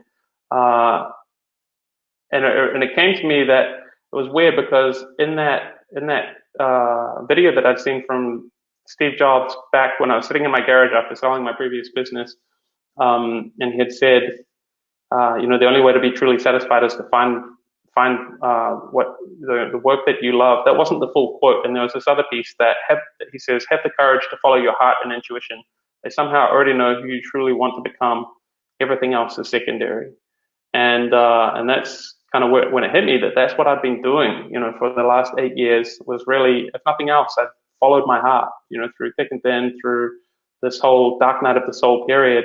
And so that's where this heart framework was born, which is heal and hear your heroic heart, explore your genius, accept your mission, rebirth, and take action and trust, which obviously is what you've just been through. And that's me. So yeah, thanks again for the opportunity to share and to accept this rough in places first draft. And basically, I don't even have a website up for anything this yet. But if you'd like to find out more, then feel free to shoot me an email on my personal email address, which is just chrisk1000@gmail.com. And Mr. Wolf, back to you. Awesome. Well, thank you so much, Chris. That was awesome to see you dive into that. I know you've been working so long to get that, and it was really amazing how you brought a lot of these concepts together on that journey for the dark night of the soul. So thank you so much for joining us, guys, and we'll be back in just a couple minutes with Keller Fitzsimmons. So Awesome. I Thanks will again, see guys. you later, Chris. Thanks, Tim. Thanks.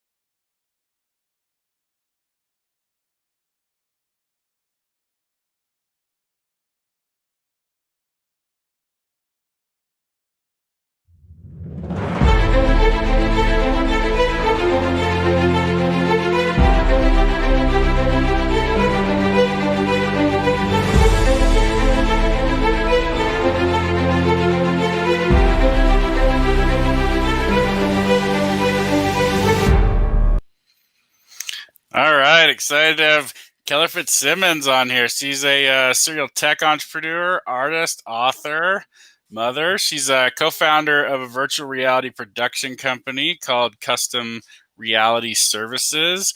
Even has a movie that premiered at the Sundance Film Festival. So her book, Lost in Startup Landia, Wayfinding for the Weary Entrepreneur. She talks about the 6 business she's had in 3 different industries in the last 20 years. Yeah, really excited to have you on here to talk, and I'm going to let you take it away. Well, thank you so much, Tim, and thank you also to Dave for having me on and inviting me to talk about joy at one of the most joyless times that we've seen on the planet. As I was like prepping for this, I was thinking, gosh, even putting it out on my social media feeds, I was like, people are going to think I'm nuts talking about joy right now. Like, this seems like the worst time to talk about joy. And in a lot of ways, it's easy to fall into that trap because we live in a culture, I would say, that's toxic to joy. We're trained and have it like wrung out of us starting in very early adolescence. Like, we are trained to be more serious-minded. You know, successful people are not playful people. There's all sorts of stories like that in our culture. And right now, with the hardships that people are going through, you know, job loss, family loss, you know, people actually dying and losing loved ones, you know, it seems like joy is such a luxury. And yet nothing could be further from the truth. And it would take my own journey through really difficult times and hardship to realize that joy is at the heart of resilience. And so what I would like to do is to spend this time with you talking about how to make a mental shift, if we can, from joy as a luxury and a nice to have when things get better to joy as a requirement of a life worth living. And so you could take it from me and my own experience, but turns out this is not a new conversation. This is quite an old conversation. And in fact, the ancient Greeks spent a lot of time thinking about how to frame a joyful life. And if you were so lucky to be a wealthy person, a person of means, a leader in ancient Greek society, you would consult the Oracle of Delphi in hard times. And I think today constitutes hard times for all of us. So I'd like us all to imagine we're traveling through time and we're seeking the wisdom of the Oracle of Delphi. And we're asking a pretty simple question, which is, next year, for the rest of my life, can I lead a joyful, or will I lead a joyful life? Before we even get to ask that question, we're going to be walking through a forecourt, a stone forecourt called a proneos. And inside that are 3 carved maxims or aphorisms, things for us to ponder and to think about before we walk in. And the first one is, know thyself. And most of us in America think we know ourselves really well. In fact, self-awareness is sort of a buzzword today. And Tasha Eurich wrote a book called Insight, and she did a 3-year study into self-awareness and quickly discovered that we are all hyper overconfident here. If you mean by self-awareness that we know what we're most likely to do in a given circumstance, well, yeah, most of us are relatively self-aware. The thing that gets us into trouble is that almost none of us are willing to really acknowledge our core drivers, and our core drivers come out of our shadow. It's the things that we don't want people to see about ourselves. And for me, it would take me the loss of a business during the dot-com crash, plus my marriage at the time, to finally be willing to do the hard work to look at shadow. And what I discovered is that over the course of my life, I've been so terrified as people seeing me as crazy, stupid, a failure, that every decision I made was designed to make me look good, which meant make me look decisive, like a winner, like I know what I'm doing, which also translates into I never asked for help. I never sought others' opinions. I was so dedicated to being so decisive and so smart looking that I was actually acting really stupid. So the second thing that I want to talk about is this aphorism that comes after it, which is self-knowledge is hard. But we can spend a lifetime looking inside And there's one of the great ways to sort of shortcut this, which is what I did, which was little acts of courage. Finding out who I am when I really put myself to the test. Finding ways to conquer my fears of looking stupid, crazy, and a failure. And in that process, really getting to see, who am I under pressure? Who am I when I'm afraid everything's going to fall apart? And I did this over the course of a year in which I spent in bed. I'd gotten very sick after the death of my mother and my sister. And with that, I really had to look within and figure out, who was I if I couldn't work? Our startup was doing quite well. We had a project going to Sundance, and I had lost my ability to read. We'd later find out that I was dealing with mold poisoning, which is a neurotoxin, and we had uninhabitable amounts of mold in our house. But before I knew that, I spent 6 months in bed. And while I was there, I had to rethink about, who was I now? Who am I now if I can't be an entrepreneur? And what I discovered is my artistry. And it was when that darkness that I was able to start talking into my phone, and those notes would become the book Lost in Startup Landia. And then the other part where I was humming into my voice memos would become the birth of my songwriting. And so it was only in that dark place of where my identity cracked open, and I had to see who I was when I didn't have my faculties, even my mental faculties, which I'd made a career out of. Turned out joy was right there. It was right there. And it was the seed of it. The second aphorism or maxim, as you're walking in to talk to the Oracle of Delphi, is nothing in excess. And I'll admit it, I am the queen of excess. I love excess. My family's motto is, it's not done until it's overdone. And for me, that first translated into, alcohol was great because it made me confident, and, being in sales and being a CEO of a startup, there was never not an occasion to drink. And 18 years ago, I chose my kidneys over my love of alcohol, which was a huge breakthrough. And it wasn't like I was able to really be successful as a CEO until I conquered that particular piece of excess. But there was another piece of excess that was right underneath it that was stealing my joy. And that was my cross addiction to work. And we live in a culture that is addicted to work and to productivity. We're in a hyper-productive age. And I have to say that productivity is one of my juices. I love to be productive, and yet nothing steals my joy faster. And if you just examine productivity, it's all about trying to satisfy something that's impossible to satisfy. You can't actually ever get to satisfied.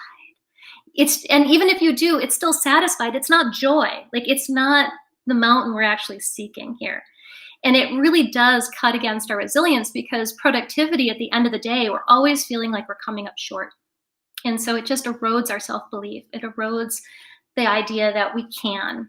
And for us to make it through hard times, there's nothing more powerful than believing and trusting in ourselves that we actually can do it. We can do this hard thing in front of us. And so the excess piece is critical to creating the ground for joy. So there's another type of excess that we also don't talk about, which is thought excess. And Patrick did such a great job. I won't steal his story and that wonderful talk. So I'm going to just say, if you haven't seen Patrick Combs' talk on his thinking addiction, please do. It was wonderful last night. But for me, how it manifested in my thought addiction was to being right. I really wanted to be right about things. I felt like there was a certainty and a cohesiveness to my life and my self-belief when I was right. And there was a little bit of a dopamine kick that I get. Like, yes, I'm right. And so I could stand very strong in opinions and be known that I was a good thinker. I was smart, wasn't stupid, like my hidden conclusion said. And in so doing, that addiction, and how you know it's an addiction, is it gets in the way of relationships. People do not like to be around people that are always right. I mean, shocker, This is, I know, shocking piece of wisdom to you out there, but when you're always right, that means somebody else is always wrong. And those people who tend to be on the wrong side of that equation tend to be the nearest and dearest to us, which starts to break those bonds of connectivity, that cohesive bond that actually is the core of where joy comes from, relatedness. So know thyself, nothing in excess, and the third ground to joy is surety brings ruin. Surety brings ruin. What does that mean? Well, it's very much related to my thought addiction of being right. So often in our culture, we're rewarded as leaders for being decisive, knowing what action to take and then taking it and being bold. And in so doing, we often are overconfident. And overconfidence is a massive just break from reality, because the fact of the matter is we're very vulnerable, very like fail-oriented monkeys. Like we get shit wrong all the time, and we have no business being hyper confident in ourselves. And worse yet, we live in a culture that's really rewarding this particular behavior. The more confident we appear, the more people stand to buy our shtick, and it's really not leadership. What it ultimately is an overprotective ego device. And it kills joy because it kills connectedness. It also will kill your startup, which is what happened to me when my company blew up at 29 and left me on the hook for $5 million in personally guaranteed debt. I was doing such a good job of looking like a leader, I was failing to listen to my team and hear any of the warning signs, because I was sure that we were on to the path of success. And that overconfidence was really what created the conditions in the ground for a complete lack of joyfulness. When that company collapsed and my marriage collapsed, it was ultimately the ground from which I started to learn about myself. But it also meant that I spent about 3 years dealing with crushing depression and suicidal ideation. So it's not a path I really want to recommend for most people. I just happen to be a particularly thick skull. So joy, the ground of joy, really comes in when we do something pretty special, which is we get to know ourselves. We start to moderate some of our drives for excess, and a lot of that excess has to do with just a desire to protect ourselves from the world, because the world hurts, and numbing out feels pretty damn good, and some days that's all we want to do, but there's no joy in it.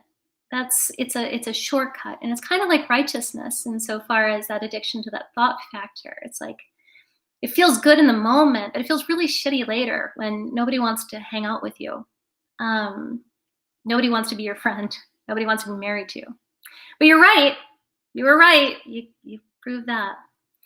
And so I feel so weird talking on the topic of joy, because joy for me wasn't a natural setting. And those for you who know me, you think that's kind of weird, particularly if you've known me in like the last 5 years, because I've been in a pretty joyful state.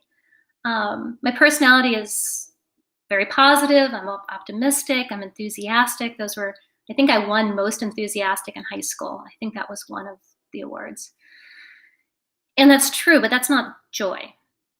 And it's often mistaken as such. And if it's not grounded, it can come off as really untethered. And for me to make it as a CEO, I felt like I had to crush that part of me. I couldn't be too positive, because then I was just being Pollyannish. And worse yet, I was being feminine. And feminine as a CEO of an information security firm in the 1990s was not exactly one of the core traits that was on the checklist. And so part of me learning to find my joy was really about rediscovering who I am. And I had to do a lot of archaeology to find me under the layers of silt that I had created for myself.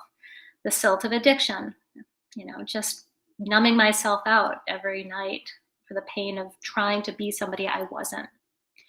The pain of not really knowing who I was or what was driving the show. And up until, really I discovered a test called the Strength Finder from Gallup Poll International. I had no idea what my actual talents were. I thought I was analytical. it turns out to be dead last. Like I'm just the farthest thing from analytical you can imagine. And my number was positivity. And I hated that about me. It seemed like the worst possible thing to be as a CEO. Who needs a positive, yay, rah, rah, you can do it as a CEO? It just didn't seem to fit what we hold up as a paradigm for leadership. And then my surety. Oh, was I sure? I was sure about information security taking off, and I was right. But by the time it took off was 10 years from my start, and I was exhausted. So what did I do? I changed industries. I went into voice interface. And was I right? Yes, voice interface turns out to be a thing. It's a real thing. And 10 years later, I was deathly ill. I had worked myself to death, raising $10 million in the midst of the Great Recession, which just seemed like a really good thing to do at the time. And then finally, did I know myself? Well, kinda. There was this part of me I wasn't willing to show the world, a really important part of me, which was my artistry.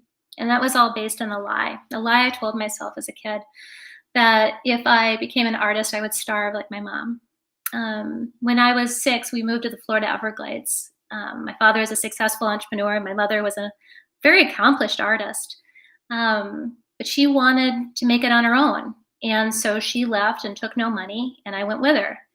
And for 6 years, we were in the Florida Everglades, and she was painting the Florida Everglades. And I was teaching myself the lesson of artists starve. And it wasn't a really helpful lesson because I was an artist, and yet I wasn't willing to admit that to the world. And when I got back to Milwaukee, and I started to live with my dad and my stepmother, who became my mom, and because she gets the credit of raising me, I was so scared that they would see that I was an artist and that I was going to be too much like my mom, and that would be a cause of rejection. And I'd be going back to the Everglades. So what did I do? I crushed it down into a tiny little ball of sadness, and I pushed it deep, deep, deep and down. And I used my artistry to be an entrepreneur. And I knew it was never the right canvas for me, but that was the medium I chose. And getting so sick and having my identity stripped away from me and having to sit with who I am when I can't think well enough to be able to write an email. That was where I was at. I didn't really have a choice. I had to let go. And it was when I let go and I opened myself up that I finally was able to let the real Kelly show back up. And it's still scary for me. Like just being here with you, talking about this is scary because it's not perfect. It's not put together in this beautiful little package called Kelly's got her shit together. Look at me. I don't. And none of us do.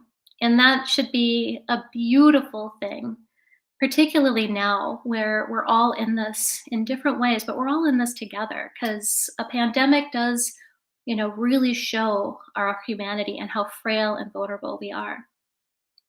And it turns out that to access my joy, I had to get really vulnerable because good art comes from vulnerability. It comes from opening and being willing to step fully into your heart and to feel on a totally different level that I never let myself feel when I was in the executive role. And so coming full circle, so 2019, we published Lost in Startup Landia. And when we did, it was kind of a coming out party for me. I got asked to speak a lot. I traveled around the country, but almost every time I did, there was always music involved. I would tell the story about how I was leaving entrepreneurship and shifting into music. And every time I would I'd do something a little bit braver and braver. And which ultimately led to me writing a couple songs and having 3 of my friends jump on stage with me and perform back in November. And from there, I ended up founding this art collective called VUCA.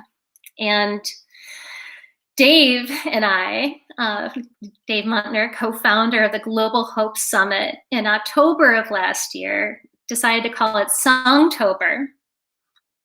And we got together and wrote 62 songs. Is that I mean, I did the catalog. I put it, I organized, I should know. I think we wrote like 62 songs, and most of them sucked. But there were some gems in there. And out of there, Dave was able to put together an album. I mean, it's an LP. I have one song that, that may work and maybe at some point I'll use.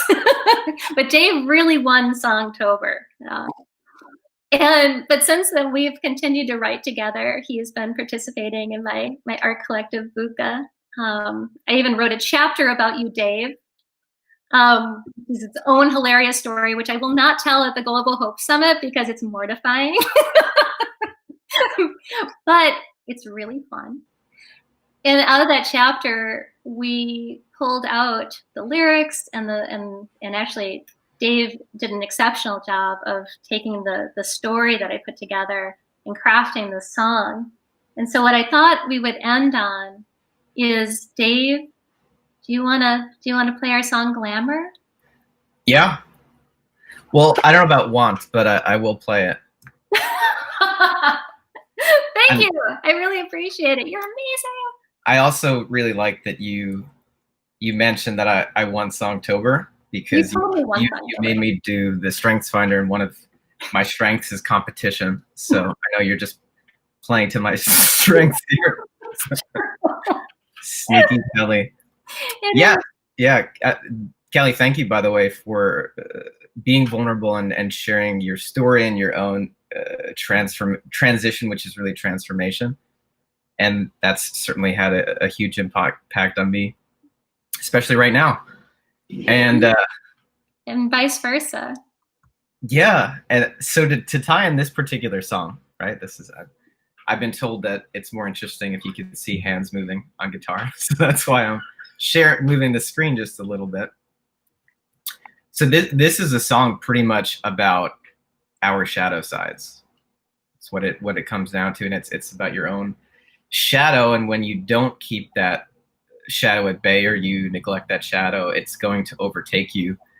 And especially right now, where there's so many different distractions, there's so many shadow distractions that are coming at you left and right. And so we call it glamour. It's being attracted to the distraction of glamour, the possibility of how to make my life better. And, it goes back to like you're forcing something that's not really you. So it's good to be aware of your shadow.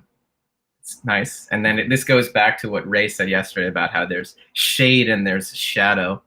The idea of turning this, because shadow is a negative thing, shade is a nice thing. So it's a way to turn the shadow into shade. So with all of that, this is just kind of an identifier of, your own shadow.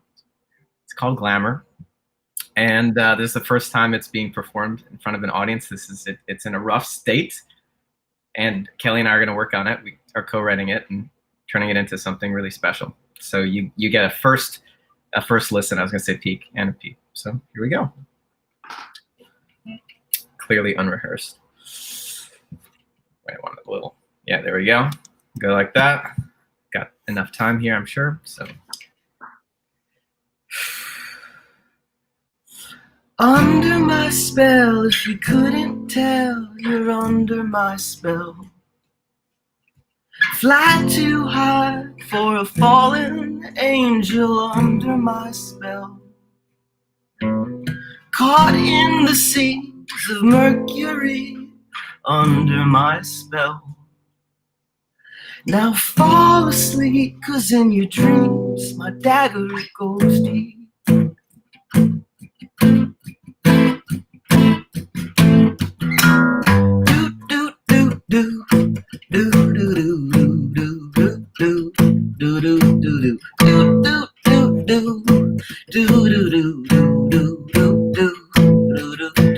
Glamour intoxicates.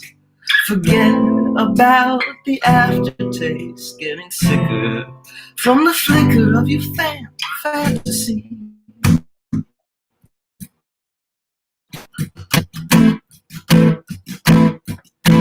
Under my spell, never have to tell, you're under my spell. Fly too high, lost butterfly, you're under my spell.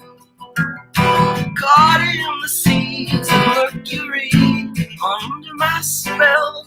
Now fall asleep, 'cause in your dreams, my dagger, it goes deep.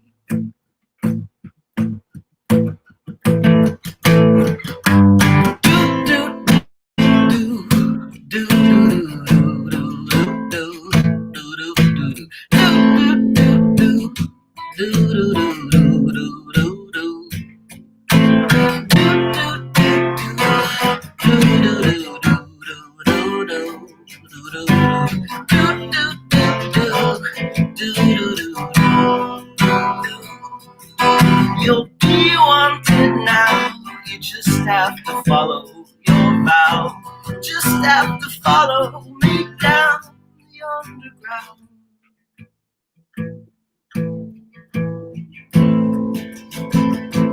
Glamour intoxicates. Forget about the aftertaste. Now, gotta make you winner. Under my spell, if you couldn't tell, you're under my spell. Fly too high for a fallen angel. Under my spell. Fall in the seas of Mercury. Under my spell. Now fall asleep, 'cause in your dreams, my dagger, it goes deep.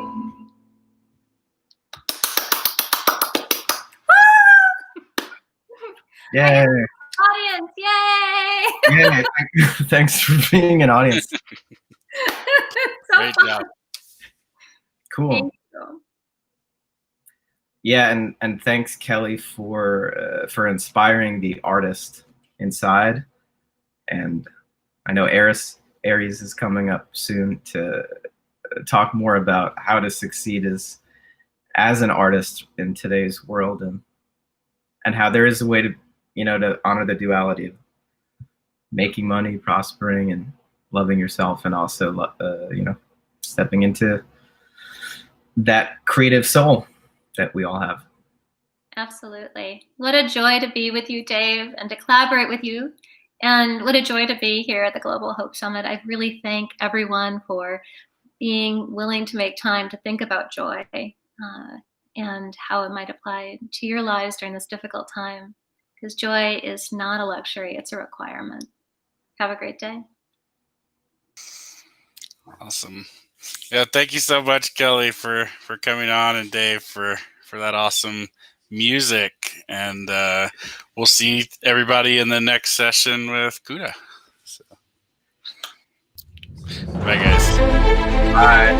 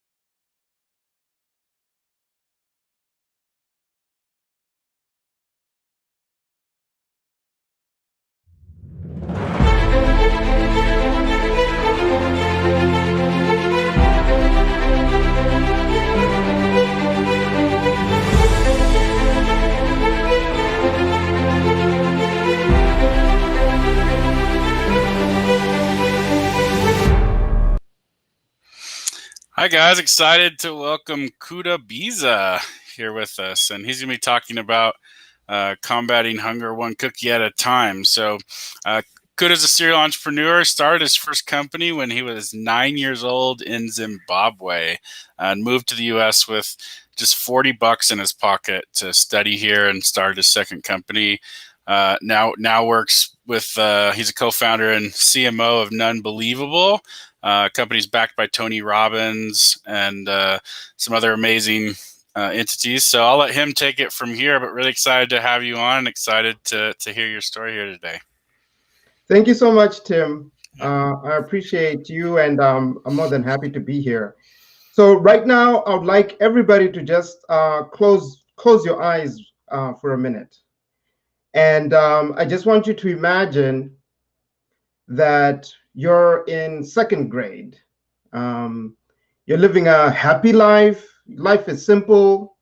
You wake up in the morning, you have a good, delicious breakfast, and you go to school, and you play with your friends and learn, and you have a good lunch with your classmates. And after that, you go home, you grab a snack, and you do your homework. You go outside, you play, you watch some TV, and then it's dinner time, with your family. And again, you're 7 years old, and you have your family around you, and you're having dinner, and your mom and your dad are begging you to finish those vegetables that you don't really like. But you're fortunate enough to have this wholesome meal that you have right in front of you. Life is beautiful, right? So just continue closing your eyes and just imagine yourself, back in the day, 7 years old, second grade. And then all of a sudden, your country and its neighbors are hit by its worst drought ever. Everything changes. Just imagine that moment where it just goes from beautiful to devastated, like this. Now you can open up your eyes. So that's me, Kuda, as you can see, when I was in second grade. This is 1992 in January. My class picture, life was beautiful, right? I would wake up in the morning, have a delicious breakfast, go to school, play with my friends, have lunch, and go back home, grab a snack, do my homework, play, watch some TV, and then have dinner as a family. And in this moment, what I didn't know was that in less than 90 days, right, Southern Africa was going to be hit by its worst drought in the 20th century. As you can see, this is the New York Times article where they were actually talking about some of the things that were going on, in Africa at that time, right? The drought that we got hit by, had immense impact on our water supply, right? So as you obviously know, if it doesn't rain and you have crops, then, your crops aren't gonna, you're not gonna have any harvest that season. We had a lot of livestock that died. More than 1 million cattle died. And the thing about water, and it's important, is that, food grows where water flows. And when there's a drought, the water table goes so down that there's an imbalance in the ecological life, right? Fish die, and animals that migrate to certain regions following the rainfall season, they don't migrate. And it also puts an impact on the ecological lifestyle of a country. And things like cholera, right? They tend to actually thrive when there's not a sufficient water supply, and that was the situation in Zimbabwe at the time. So we had a cholera outbreak, we had a massive drought, and what's interesting about Zimbabwe was that Zimbabwe was known as the bread basket of Africa. We actually had a net export quota when it came to food, right? As you can see, the table that I'm showing, you can see the totals by year, millions and millions of tons of grain. In this case, it was maize that we were producing every single year. And then in 1992, look at the numbers, right? It goes from 600,000 the previous year to 12,000. A 98% drop year over year in grain supply. We did not have enough food to last us for months, let alone to export to other countries. So it was a very, very tough experience for everybody, not just me, but the entire country, the entire Southern African region. So talk about countries like South Africa, Lesotho, Swaziland, Mozambique, Zimbabwe, Zambia, Botswana, and Namibia, right? And for me, that was really my first experience with hunger, right? Because food wasn't there. You were lucky enough to have 2 meals a day, fortunate enough to have 1 meal a day, but the average person would probably go for a day or two without having a proper nutritional meal. And for me, this experience really just showed me what hunger can do to people. And what I've also learned over time is that hunger is just not a problem for the developing countries, right? Countries like Zimbabwe that suffered a drought and things like that. This is a global issue. And this is data from the United Nations that shows that about 26%, and this is pre-COVID, 26% of the world's population struggle with hunger. And with a 7.8 total world population, we're talking about 2 billion people in the world that struggle with hunger. 2 billion is a big number. And to maybe put it in context so that you can maybe wrap your head around what I mean by that is it's talking about every single person in China. China has a 1.4 billion population. You add the entire US population, which is about 330. You add our friends who like to have the samba dances in Brazil, that's 210. And then you add the UK, that's about 60 million. So you add these 4 countries, imagine everybody in these countries hungry. That is the global issue pre-COVID. And I'm sure the numbers are actually increasing over time. So for me, hunger is an issue that I think everybody needs to really start thinking about. How can we play a role in solving this issue? And for me personally, having come from Zimbabwe and then coming to the US and seeing some of the things, the dichotomy between those two worlds, I think a lot can be done to solve hunger domestically, but also to solve hunger globally. And it can start with us as individuals, go into entrepreneurs, right? And also involve governments and nonprofits. But before I move further, I want to share a little story about how hunger really affected my household. So remember the drought that I spoke about in 1992 that really affected the Southern African region and Zimbabwe as well. My father was actually part of the food relief efforts through a coalition of churches that got together to really come in and help fight hunger.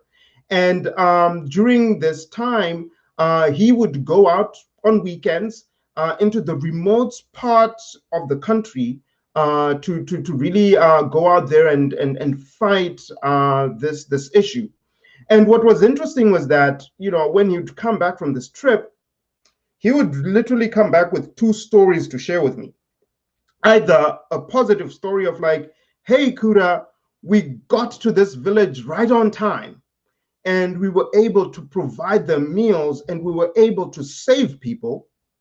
Or the second but sad story, which was, we got there a little late. We were 2 days late, and we got to a homestead, and they had lost a child due to starvation.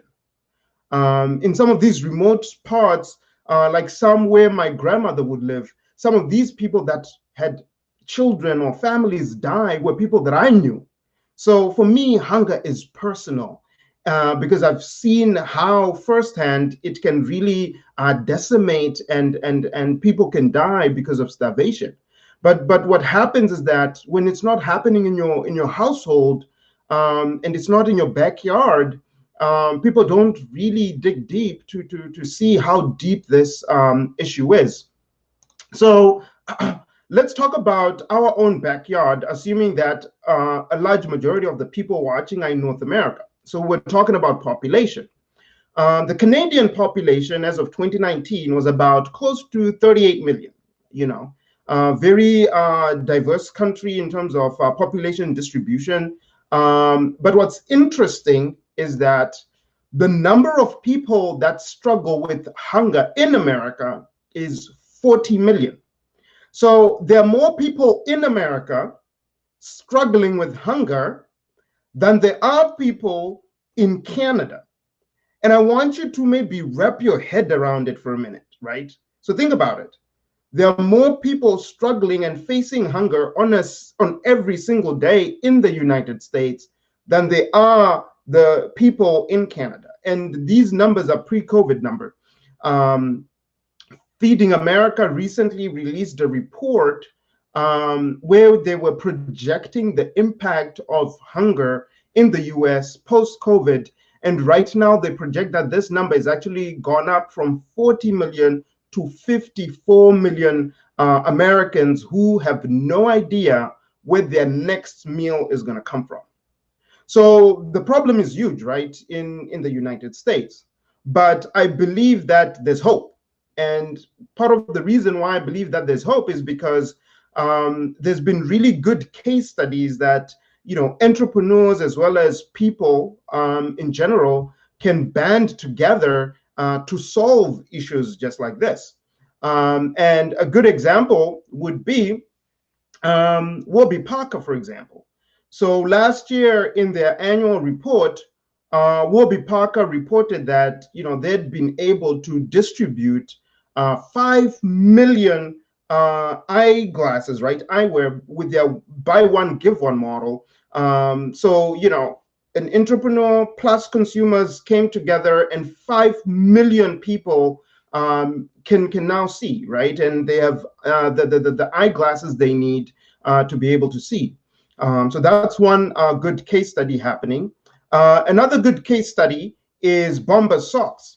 And, with Bombas, they have also a one-for-one model where they donate a pair of socks for every pair bought. They've started to actually expand into other categories like T-shirts and so forth and so forth. And, they're just crushing it. As you can see, close to 41 million items have been donated right now. Because if you think about a homeless person, socks are essential, right? Because they keep you warm, especially if you're like in New York City, Chicago, all these other cold regions. So what they're doing is amazing work. And these entrepreneurs are able to do it with the help of people like you and me, who are buying socks or T-shirts or eyewear in order to make a difference. So there's a part that everybody can play in doing that. And like Tim said, as he was introducing me, I've been an entrepreneur ever since I was 9. I started my first business when I was still in Harare, Zimbabwe, and this was a window cleaning business. And it just, laid those seeds in me to really become an entrepreneur. And then when I came to the United States, I started my second business, which was a social entrepreneurship venture called AFR Clothing. And AFR Clothing, the premise was similar to Bombas socks, where we had buy one, donate model. So we would donate 20% of our profits to send children in Africa to school. And the business was able to send hundreds of children to school in Africa. But it really enabled me to see the impact that enterprise plus consumers can actually do in the marketplace. After I graduated, I went and I worked for over a decade in Fortune 500, in corporate America, where I was, building and creating multi-million-dollar businesses. but I always felt something was missing because I wasn't really able to have a direct correlation between the work that I was doing and the impact in the world that we had, right? So when an opportunity came about to really create a business that was transformational and had direct and a direct impact tied into the business model, I went on it running, right? I quit my corporate job to start Unbelievable, which is the cookie company that we started last year with my business partner, Brian Janesco. And with Unbelievable, what we're doing is we're fighting hunger in a delicious way, right? For each cookie that you eat, we get to feed someone in need. We now have a buy one, give one model. So one cookie equals one meal. And what we like about our cookies is that, they're delicious, first of all, because taste is super important. But we also make them with honest ingredients. So right now our line consists of, non-GMO cookies. So we have like better for you ingredients.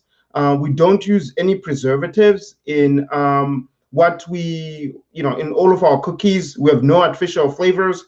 They're handcrafted artisanal cookies, very, very delicious, with heavenly taste, like we like to say. But the key thing is that we have a mission. And the mission really came about when we learned about a group of nuns in San Francisco that were baking cookies and using the funds that they were getting from those sales to make a difference.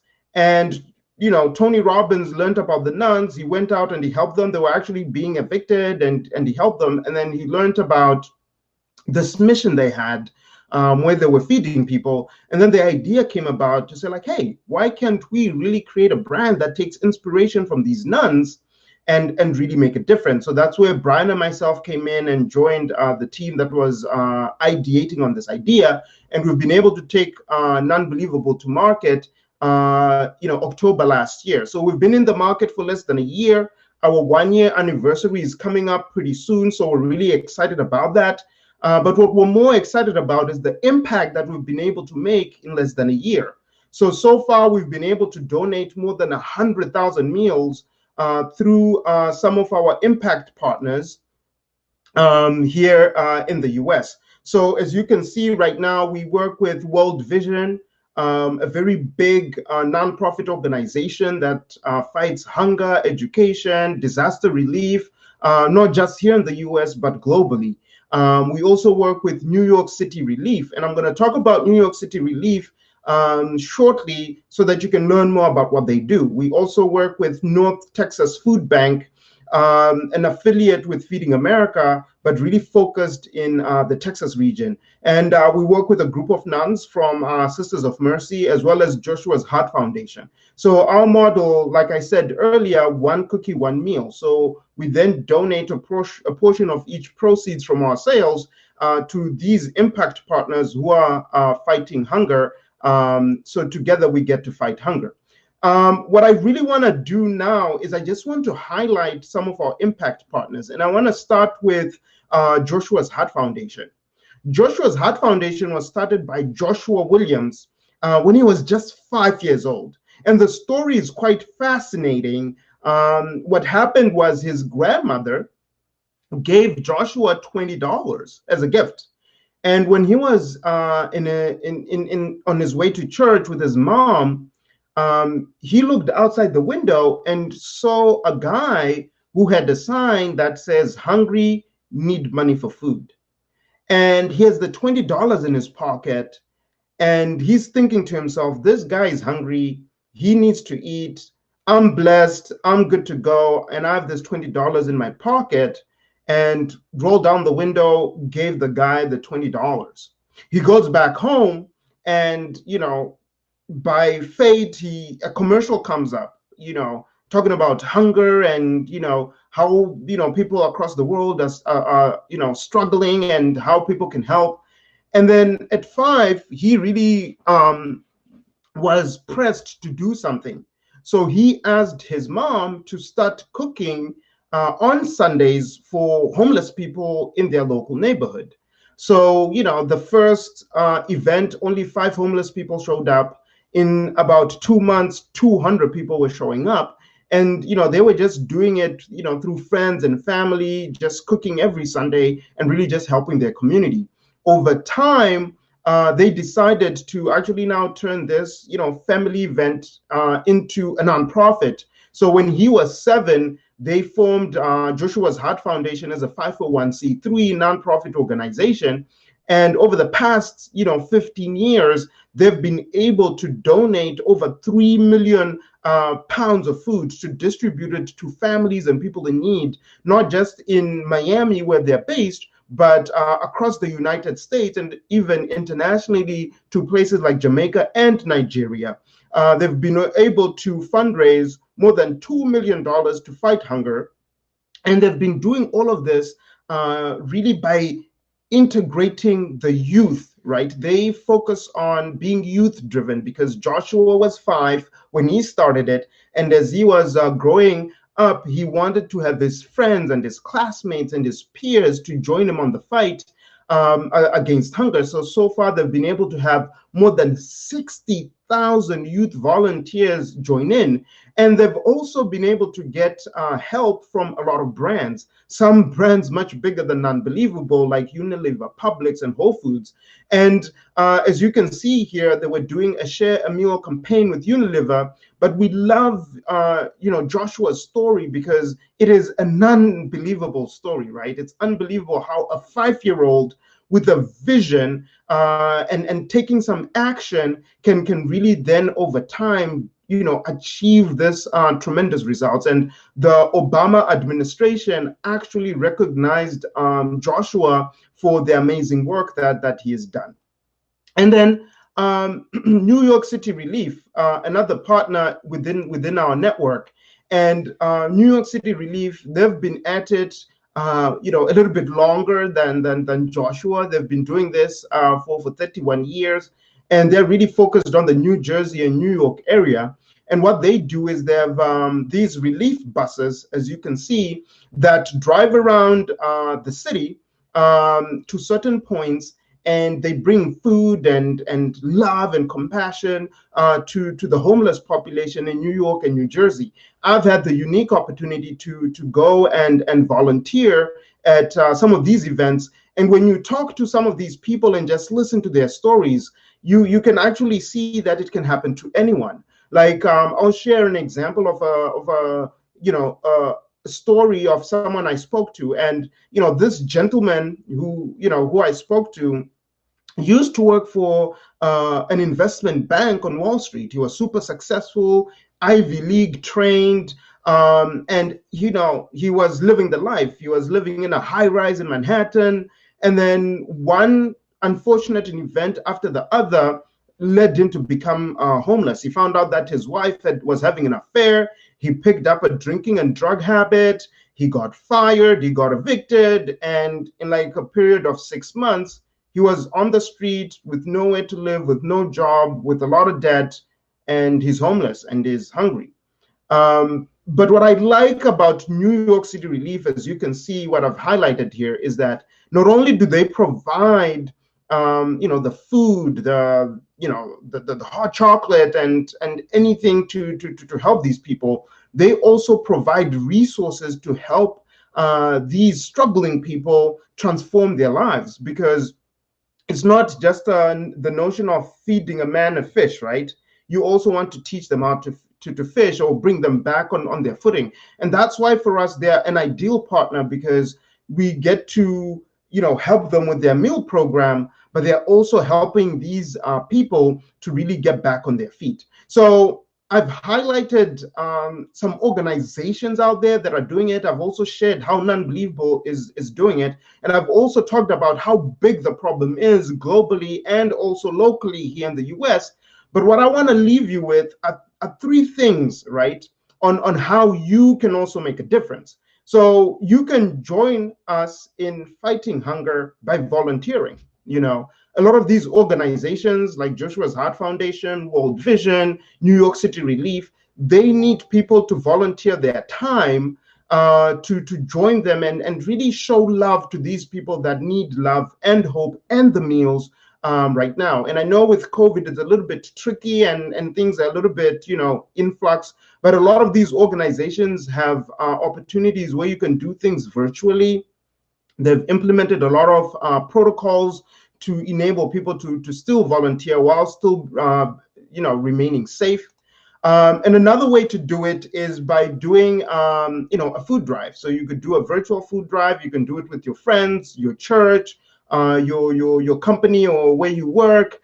But it's super important for you to find organizations locally where you can go and donate food. If you're like in areas that face hurricanes, like let's say Florida, it's super important to do things like this. Or even on the West Coast right now with all the fires that are going on, to be able to think about some of the people that are becoming homeless, and or even the homeless themselves, like how can they eat and whatnot. Having a food drive is something that can really help. And then last but not least, is you can support brands like Nonbelievable, right? You can partner with us by becoming our customer, and together we can really make some impact. So in our case, for each cookie we sell, we are able to donate a meal. But it doesn't have to be us. There's so many other brands out there that are making an impact and making a difference and really fighting hunger. But I really wanted to just leave you with 3 tangible ways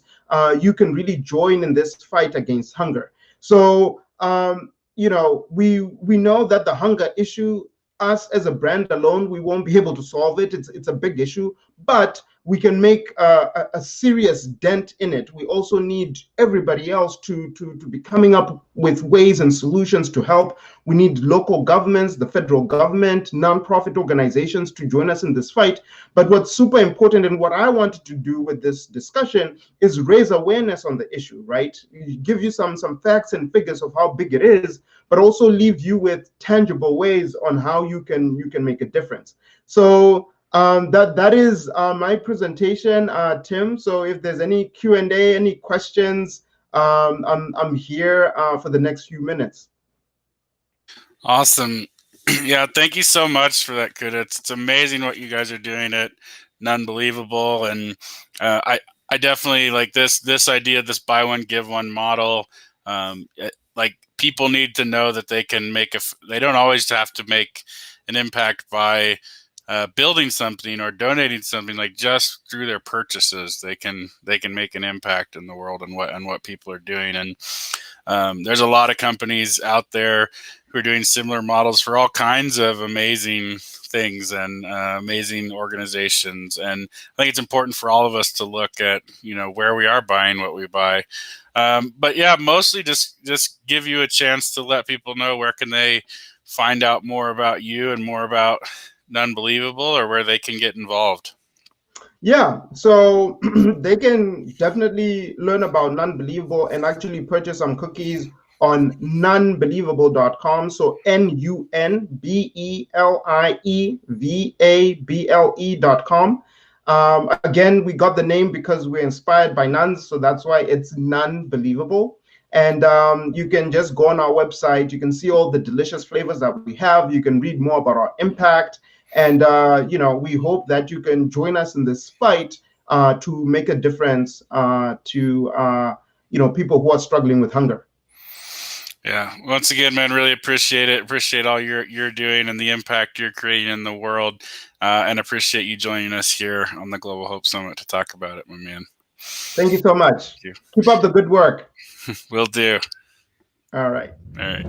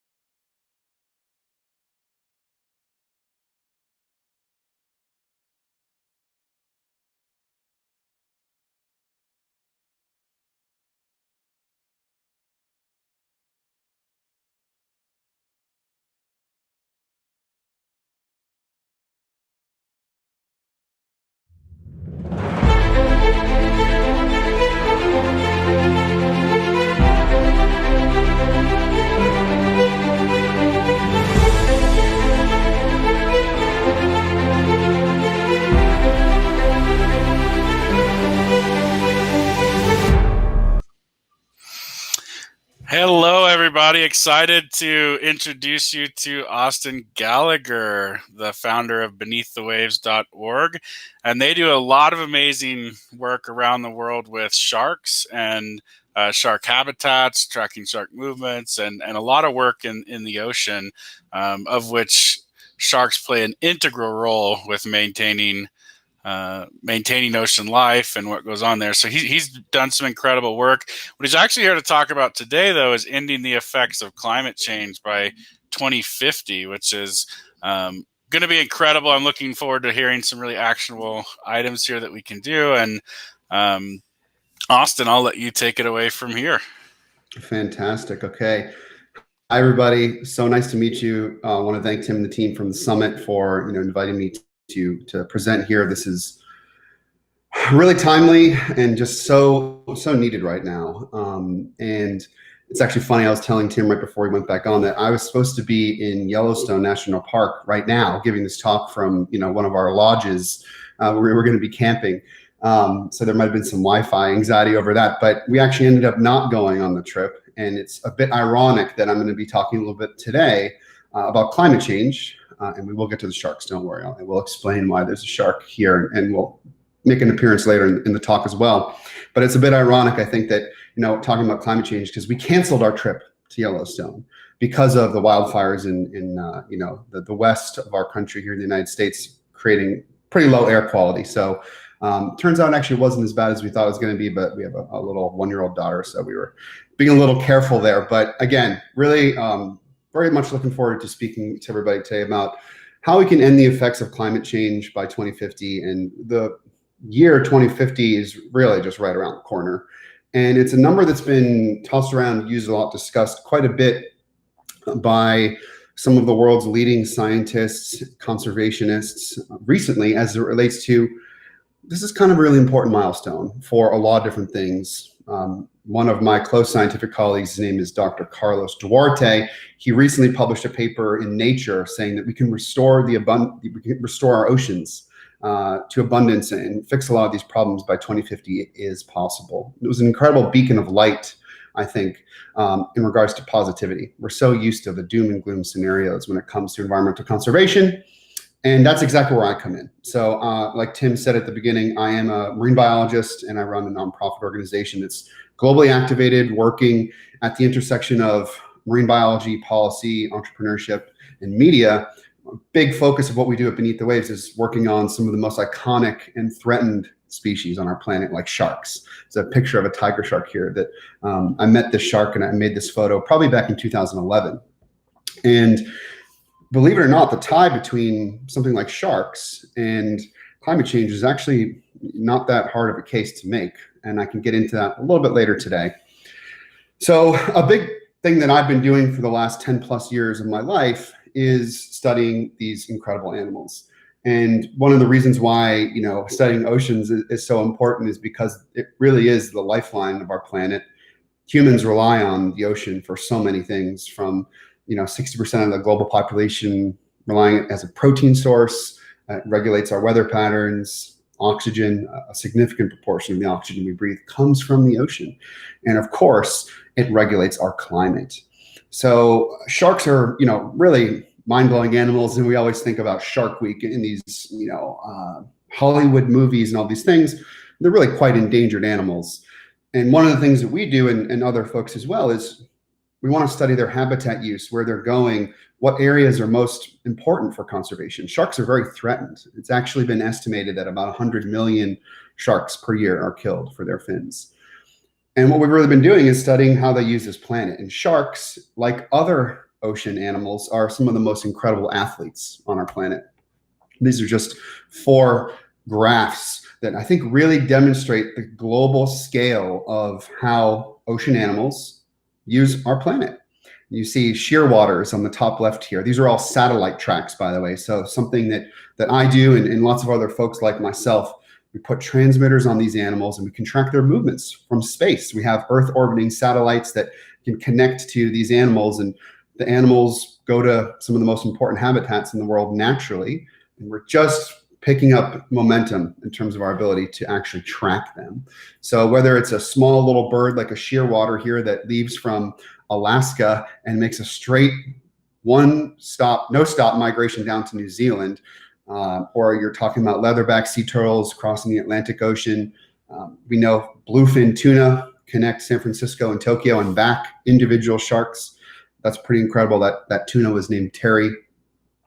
And then, my favorite, of course, in the bottom right, this is a white shark. These are not all my studies, by the way. These are just accumulated from others working in the space for the last 10, 15 years.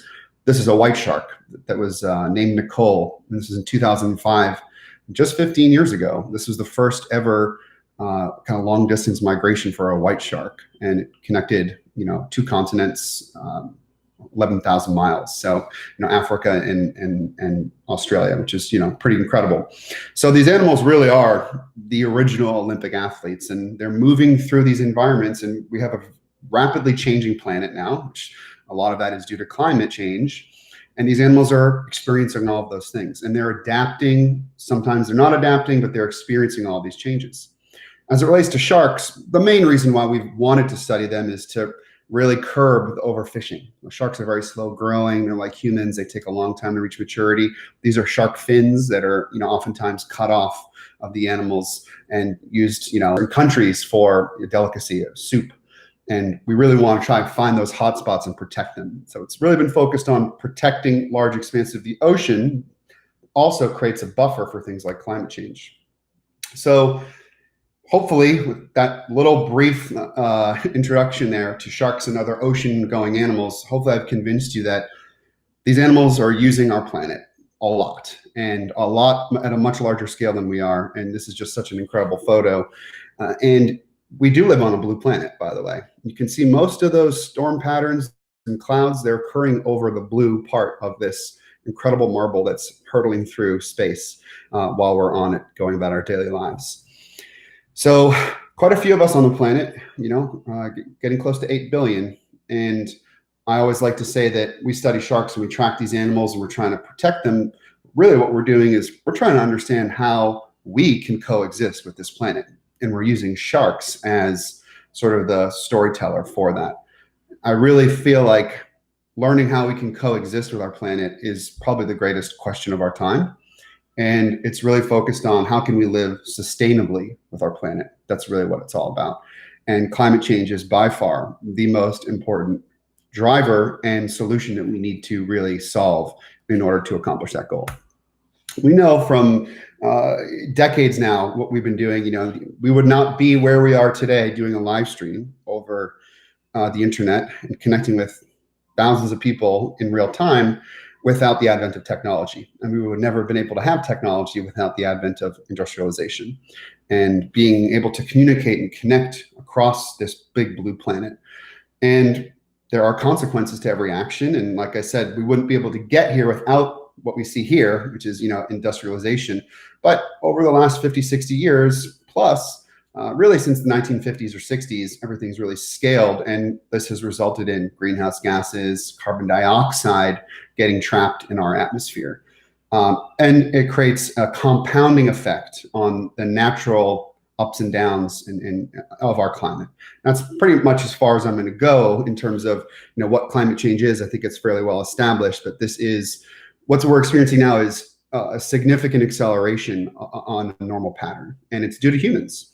And we've been seeing effects of this for a long time now. The most iconic and obvious effects of this are something that's quite far away from most of us, places where people don't live, in the poles of our planet, the Arctic and the Antarctic regions.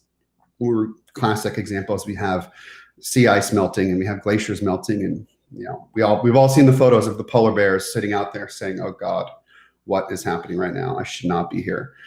So it's really interesting to see what has happened in the climate change discussions, and even speaking from my own perspective, seeing how this has been affected by things like politics, my own family members and friends, and the overall dialogue on climate change, I think has really changed quite dramatically in the last year or two.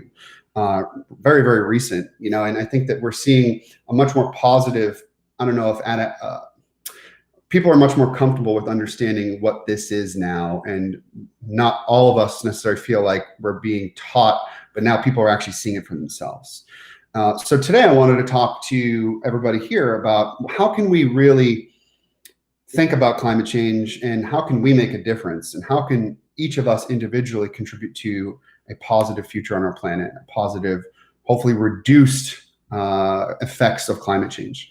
And I was thinking about this, and we've probably all heard snippets here and there of, well, we can go recycle and do these things. I agree, and we will kind of talk about that a little bit later, but I think it kind of boils down to three kind of principles that I really would love everybody to really just think about. Because climate change, as esoteric as it may have been in the past, or as abstract as it might be still for some folks out there, this is an environmental, I actually wouldn't even call it an environmental issue. This is a social, cultural, human issue that is actually one that we can fix on an individual level, more so than most other environmental or even social causes. If we want to, reduce poverty, we can donate or we can send meals to someone. Sure, of course. But it might be hard to get those over to a place that really needs it, like, in sub-Saharan Africa. If we want to, bring whales back from the brink of extinction, which we have done, by the way, and that's a very positive story. Whales have recovered from hundreds of years of exploitation. We used to whale these animals and fish them out at a global scale just a few hundred years ago. They've recovered. But how can an individual person who's watching this live stream, how can I save whales? That's a tough one. Beyond just donating to a cause that's actually going to go do the work. Climate change, we actually have the power, believe it or not, regardless of political beliefs, regardless of where you live, how much you make, I really do believe that we have the opportunity to contribute at an individual level more than anything else.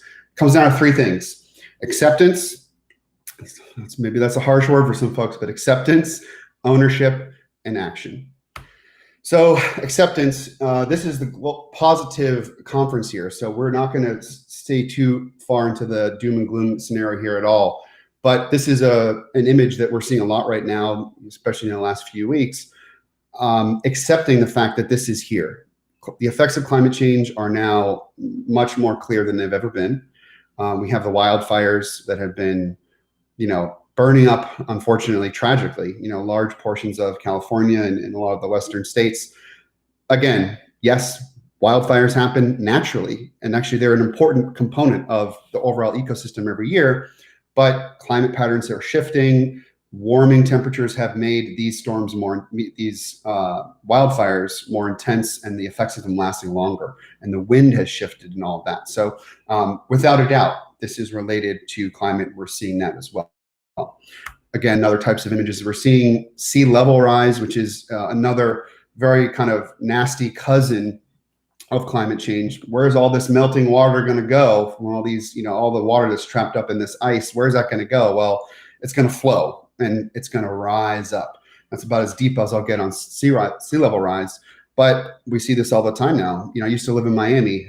My sister lives there now, and her car died because they had a huge storm and her car was parked in Miami Beach just hanging out with a friend. And just in a few hours of torrential rain, her car was, up to the windows in water. So this is also something that we're seeing quite a bit. So I think that accepting that this is something that we can't ignore anymore, that's the number one thing that we need to do. And you don't have to stay glued to the news to see the same story over and over again. And, I hope that none of these things have affected any of the listeners individually. That, my thoughts go out to those folks who may have lost homes or anything from these terrible storms or hurricanes. I do a lot of work in the Bahamas, and I'm right in Hurricane Alley there. And a lot of my colleagues and friends live there. So I definitely understand that can be really, really tough. And those folks have certainly accepted it. So that's the first thing, is acceptance. And the next one, I think, is ownership. We're all driving here on this planet. We're all moving a car, and you can choose how you want to drive, what your driving style is going to be. Are you going to be going fast, slow? Do you get off a lot? What kind of car are you going to drive? How many people do you drive with? It's kind of an interesting analogy or metaphor for how we see our own individual relationship with climate change. And you probably all heard some of these. This is the one kind of toolkit slide that I'll share. How can you actually make a difference? What can you do on a daily level There's actually a lot. These are very, very, very concrete recommendations, which are simple. And if you think about them, they're actually quite achievable. So reducing emissions. Well, what are emissions? Well, we're talking about every human on this planet is producing carbon, and their actions produce carbon. That carbon goes and emits into our atmosphere, and that contributes to the sort of trapping of that warm temperature in our, in our atmosphere and the ozone layer. That makes it kind of a rough situation. So reducing your emissions. How do you travel? How do you get from point A to point B? Take one or two less flights per year. I mean, nobody's flying right now, largely speaking. So it'll be interesting to see how things have changed from that. But now we're seeing things like electric cars, which are becoming incredibly popular. I have one. I love it. And by 2040, 2050, people are suggesting that majority of cars on the road are going to be EV cars. So it's coming. That's the thing, is we don't need a radical change here, because a lot of these things are already happening, but we just need more people to adopt them and get on board. That's the biggest thing. Saving energy, that's obviously another pretty easy one. I mean, think about it. You can probably live with a little bit less energy use, turning all the lights off when you leave a house. Don't put the AC on when you don't need it. You're really not going to miss that air conditioning for a couple hours. And this contributes to how you can lower your overall carbon footprint. I like to use the word living sustainably. It kind of goes hand in hand with how much you travel and how much energy you use. Classic example, what kind of cup are you using? Hopefully it's reusable, we need to move beyond the just, okay, let's not use plastic straws anymore. This is much larger than that. We kind of need to get rid of all these single-use plastics. And we live in, these capitalistic societies where if there was lower demand for something like a straw or a cup or these things, styrofoam, I mean, wow, I can't believe we're using styrofoam. These companies won't buy as many, and then hopefully there won't be as much production of them. So we're shifting the paradigm here, and that trickles all the way down to the individual consumer. You and I, we are the ones who actually can have a compounding effect if we all act on an individual basis. Low carbon diet, for years now, my wife and I, we say we got to eat less meat. There's nothing, I don't think there's nothing wrong with eating meat, by the way, but domestication of cattle is a massive contributor to methane production. So all that agriculture, these are, I almost said whales, where my one-track mind is here, cows, producing all that methane just from eating and farting. I mean, that's significant. I think that the actual number of, this is not a positive stat, but I think the number of cows outnumbers people. I think I read that statistic or saw it recently. I don't know if that's true, but if that is true, it's pretty eye-opening. So it's a lot of methane. So it's not even, okay, maybe we should only eat beef once per week, or we should try to eat less beef. Eat less beef, seriously, because that is a huge contributor to that CO2 production, trapping of that greenhouse gas. Where I come from here is, conservation. I'll get into a little bit of that in the next couple slides, share some positive anecdotes, what we're seeing in the ocean.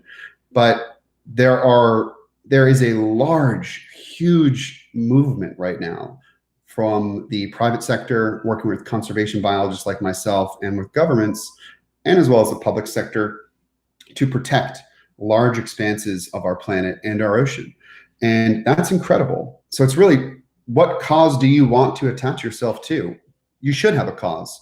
Everybody on this planet who is in a position to support a cause, doesn't have to be monetarily, just on moral ethics and principles. What is your cause? Support that. And I think when we talk about climate change, of course, these other issues are really important when we're going to be thinking about access to water and food, which are going to be some of the effects that are going to get worse from climate change. But we got to protect this planet. I think that this planet here is showing some signs, and I don't want to anthropomorphize the planet too much or personify it, but she's got a temper right now. And we're seeing that, again, accepting the fact that, the planet is not responding in a great way to a lot of things that are happening right now. So supporting conservation efforts, talking about this with people, and I think that's really, really key. I want to have a planet that looks really beautiful for my daughter and my daughter's children one day. And, just 35, 36 days from now, not to date this talk too much, but very soon here, we're going to have another election. And local elections are just as important as the presidential ones, in my opinion, but get out there and vote. And vote. If you believe in this, you're not voting yet, you got to get out there and do it. So those are some of the really kind of quid pro quo quick tips. Our choices matter. They really do matter. Think about that. And I would encourage everybody to just meditate a little bit about these principles and how you can be different. And my favorite, the Lord of the Rings trilogy is just loaded with so many good one-liners that apply to the situation we're in right now, metaphorically speaking. Even the smallest person can change the course of future. And they use the word smallest here in reference to hobbits, which, Frodo and Sam bringing the ring to Mount Doom here. They're literally physically smaller than anyone else, but anybody can make a difference. And that's kind of how it's always been, by the way, guys, is that individuals have been a lot of the people who catalyze a lot of the really great success stories we love to talk about. And this is exactly what we got to do here. And then the third component, so, acceptance, and then just thinking about ownership, and then action is the third one. Let's take some action here. And this really goes hand in hand with, the ownership. Things like renewables have never been cheaper. Renewable energy from solar has never been cheaper than it is today. It's the cheapest form of energy, and it's actually going down in cost. So we have the greatest source of energy ever that will ever exist in our solar system that we can harvest for free, at least the capture of that and transferring that. That's just a wild phenomenon. So I'm really excited about that. And the biggest thing that we really do need to do as a society is to really lessen our reliance and honestly completely eliminate our reliance on fossil fuels, because those are also producing directly a lot of those emissions. And this, again, is happening. We are going to make that shift because it's already happening. You think about a company like Tesla and a lot of things that Elon's doing. Tesla, of course, wants to sell a lot of cars, but I was watching his recent seminar just the other day for Battery Day, and what he said is so true about why Tesla exists. And their top goal is to accelerate the transition to clean energy. That's incredible. And they're doing it through a sustainable business model. So that's amazing. And I think he even recently said that they're going to try and make an EV Tesla, a Tesla that's going to be $25,000, which would be really affordable for a lot of folks. So that's pretty incredible, if you ask me.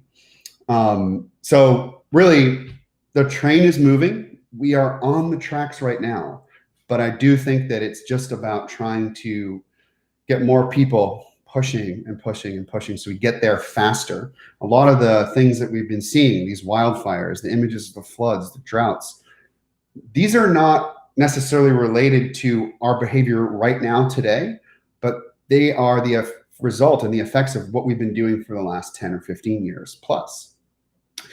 So what that means is that it's actually probably going to get a little bit worse in the next few years here. But we have this opportunity now for 2050. The next 10, 20 years is critical. How we behave and how we act is really going to affect what it looks like in future generations. Now, there are a lot of positive signs. We have to acknowledge that. I think I am an eternal, positive, optimistic person. I feel like I have to be. If we're not positive about these things, then the people who are afraid to be will never be inspired to embrace that culture as well. As it relates to climate change and taking action, supporting businesses, buying products that are smarter, better for our planet, we have the technology. We also know what the solutions are for this. We have had some of the smartest people in the world working on this. A lot of people much smarter than me who have provided the roadmap, who've done all the climate modeling, people who have been trudging down, into the poles and sticking probes into the sea ice and risking their lives to collect temperature data, putting thermometers in places, in crazy places, and seeing how things are changing all around our planet. And brave people who have been the initial ones to actually get out there and get up and stand up and raise their hand up in class and say, okay, guys, this is not good anymore. And I'm thinking about a lot of the people who were some of the early climate heroes, in the 80s, and 90s. And then today we're seeing, young people like Greta and all these other folks who are incredibly important catalysts to continue to help people on their path to acceptance. And then after we accept, only then can we really take that ownership and take action. So it's we really have a lot of great people who have worked hard on this. And if we didn't have those folks, imagine if we had no idea this was happening. I mean, that would be crazy. Okay. And then additionally, I think that there's a silver lining to everything. I do, including COVID-19, which we're experiencing right now. And man, we all hope this thing ends soon.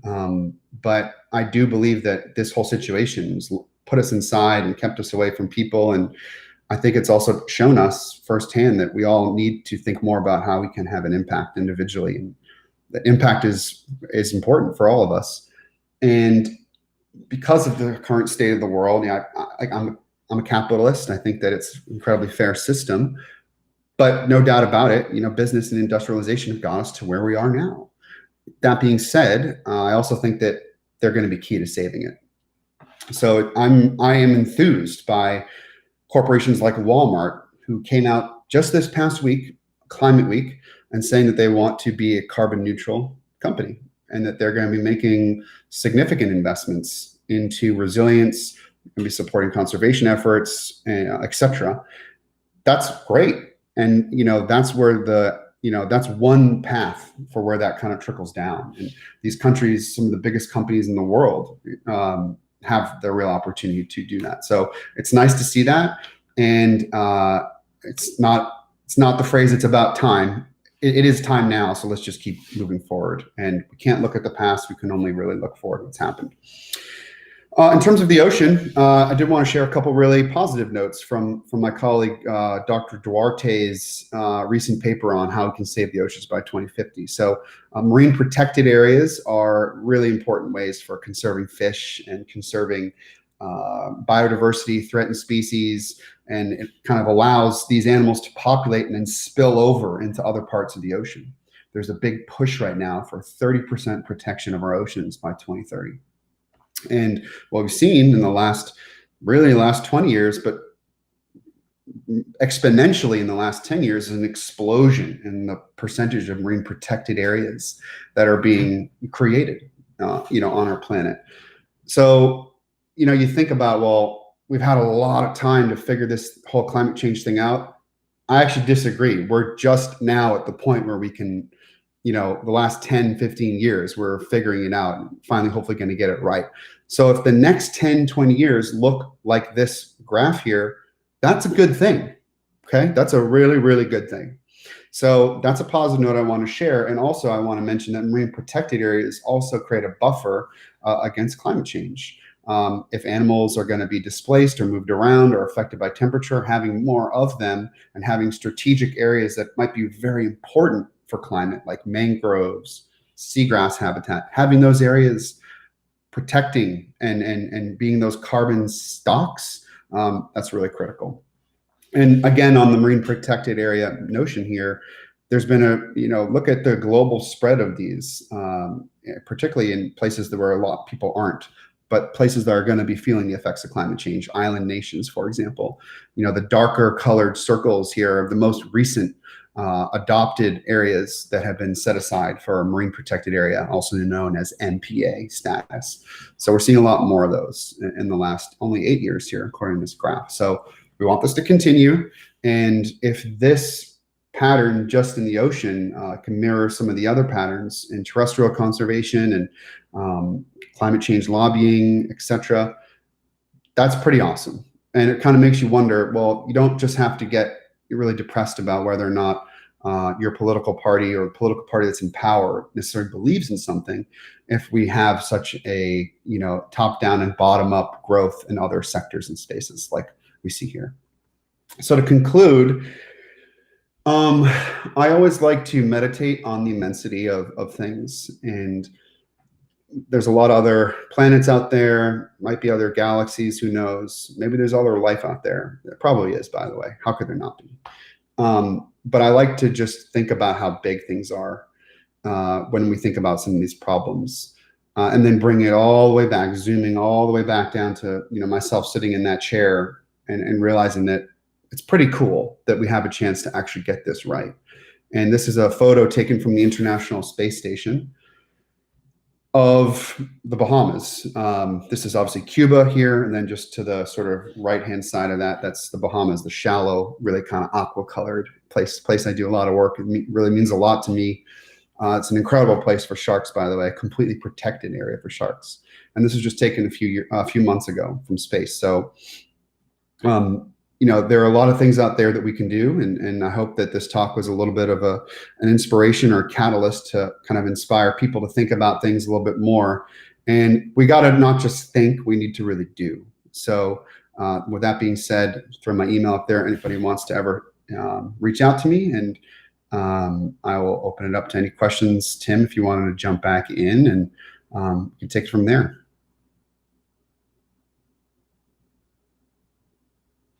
Awesome. Thank you so much for all this information. It's, we've had a little thread coming through today, and I mean, a little bit through the entire summit of it being about, the little actions you take and the impact you make in that way. And I think, even right before you, Kuda, was talking, we talked a little bit about the power of your economic vote, not just your political vote, but your economic vote, and how you can support, the companies out there that are doing incredible work like this. And so yeah, with what you're doing in your shark research and how everything is like, how does this impact like what you're doing on the shark side? Like, does it create a better, like how does the work that we do to improve the climate directly affect the sharks you work with? Yeah, that's a great question. And I'll also flip it over and go the other direction after as well. Well, a lot of the animals, ocean animals that are living in places like coral reefs, which are, on the equator, equatorial regions. Think about warm places that you want to go on vacation, and think about places like Australia and the Great Barrier Reef, which is incredible. They are feeling the brunt of this more than anything else in the ocean. Okay. And there's this phenomenon called coral bleaching, which you've maybe seen these photos of corals that lose their color. Corals are known for being these beautiful, vibrant, pastel neon paintings of underwater animals. And they are animals, by the way. Corals are animals. They're related to jellyfish, but they actually hold algae in their cells. So they have this incredible symbiotic relationship with algae, and the algae kind of give them food. The corals can also get food in other ways. But if it gets too warm, the algae say, peace, I'm out of here. And the algae leave, and that's how coral bleaching happens. The algae leave, and the corals has to fend for themselves. They have to do a lot. And then also the temperature itself is also not good for the actual structures of the coral. So animals that live in those areas, including sharks, they have two choices, if you want to frame it that way. Is you can leave the area and get out, or you can stay. And if you stay, you might be screwed, because if the coral reef dies, all the animals that it supports might also die, and then the sharks have no food to eat. So what we're seeing in some species is that they have nowhere to go, even though sharks can roam and do whatever they want. Some of them the coastal species may be affected, whereas other species like tiger sharks, species I work on a lot, that, oh my God, they're incredible. And Tim, I can't wait to show you these guys up close. And we've been talking about it for a couple of years now. You've helped us out with some stuff on the digital side, and I can't wait to repay the favor post-COVID. Let's make it happen. Tiger sharks, just incredible animals. What we're seeing is that they're actually quite adaptive. And as it relates to climate change, we've seen that these animals have moved quite a bit, actually. Some sort of new findings that aren't quite out there yet, but they are responding to moving warm bodies of water, and they're shifting their range in some cases. Is that a good thing or a bad thing? We don't actually really necessarily know, but some of them are definitely responding. Another little anecdote is that I do a bunch of work with my team up of Cape Cod and Nantucket in the summers. And this is kind of like the tip top of North America, all this warm water rushes up from Florida in something called the Gulf Stream. Think about it like I-95 of the Atlantic Ocean. And it brings warm water naturally all the way up, and animals migrate and follow that. And sometimes you see coral reef fish popping off the coast of Rhode Island naturally because they get caught in the Gulf Stream or whatever. But this summer off of Nantucket, my friends that I do a lot of fishing with, they're catching crazy animals they'd never seen before. And this year was a particularly warm year. So animals are getting displaced. That's one thing. What does that mean for top predators that are, really important cleaners of the ecosystem? Well, we're still trying to figure that out. Actually, we don't necessarily know. To flip it, what are some of the positive effects of the research that we've done for identifying ways to contribute to reducing the effects of climate change? Again, an awesome example that I'm so excited to share is that work that we've done on tiger sharks in the Bahamas. We've put camera tags on them. We've put satellite tags on them. We've studied their movements, and what they've shown us is they've identified some really critical habitats that are going to be huge for reducing the effects of climate change. Places like seagrass habitats. Seagrass habitats are globally significant carbon stocks. Some island countries, they rely on seagrass to pull 20 to 30% of CO2 emissions down into the sediment, and they keep it. Seagrass is like underwater grass. They pull 20 to 30% of that, and they store it there for thousands of years, hundreds of thousands of years, millions of years. Incredible. So we need to protect that to make sure that stays there. And what is really cool about that is if you protect sharks and then you're allowed to study them, then we can actually see which habitats we need to protect. They're going to take us to those locations. So I think that's a really incredible example of save the sharks, save the humans. And think if we could do that in a number of different places. So that's exciting to me and our team. It's something I would love to connect with you about, actually, because it could be globally significant discovery. So it goes hand in hand. It really does. Awesome.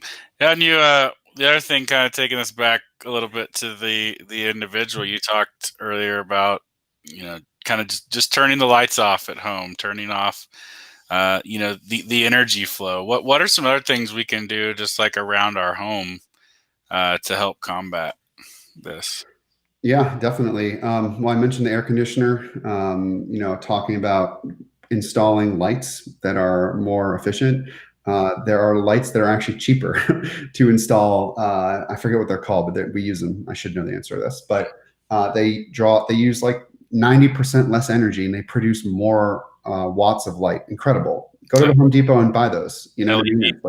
Yeah, LEDs. Yeah, that's exactly right. LEDs. It's like, why aren't these things the only thing that exists in the marketplace right now? And it's probably just because all those other companies don't want their products to become obsolete, but let's just make that change by voting with our dollar, So using those LEDs, a lot of different appliances now are energy certified, and you can find the washing machine and the TV and all these things that are going to be a lot better for that, without a doubt.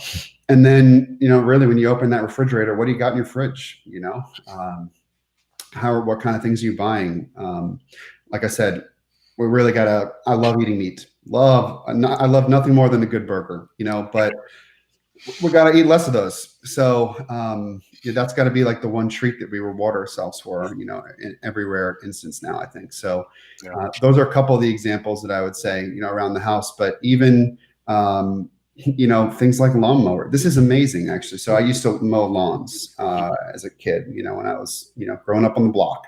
Yeah. I got charged $20 per lawn, which is a lot back in the 90s, I think.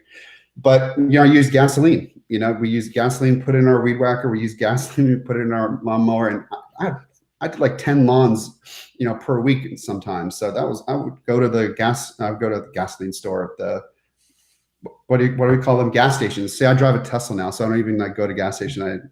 I guess I don't think about that anymore. Gasoline stores. Wow. Go to the, pump, and I would have to fill up like 13 of these things. Just to power a lawnmower to cut the lawn for an aesthetic. So because we wanted our lawns to look good. Well, what's pretty interesting now is they have electronic lawnmowers. Incredible. Like, I don't have a lawn that's big enough to justify buying one, but one day maybe I will. And I can't wait to plug in my lawnmower. Things like that. Yeah, it seems like a solar lawnmower would be a great idea.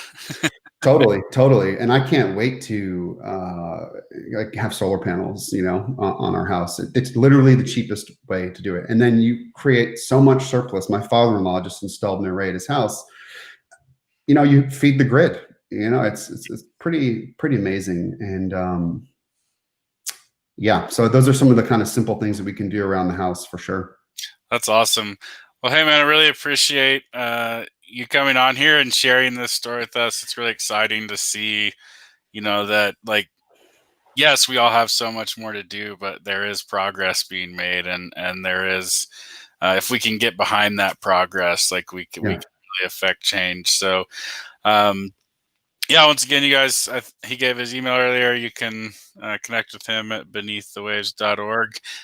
Anything else you want to say before we wrap up, or?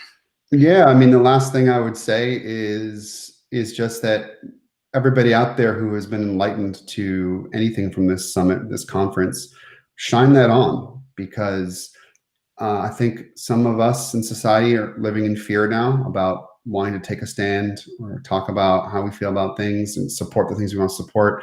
But it's the folks who can actually shine that light out are the ones that are going to convince and give permission to all those others to actually do it themselves. Yeah. So shine on. Awesome. What a great way to end this. Well, guys, we'll be back after lunch. Go enjoy your lunch. Don't eat beef. That's for lunch, And we'll see you this afternoon. Thank you so much. All right. Thanks, guys. Thank you, Tim. Have a good one, everybody. You too. Bye.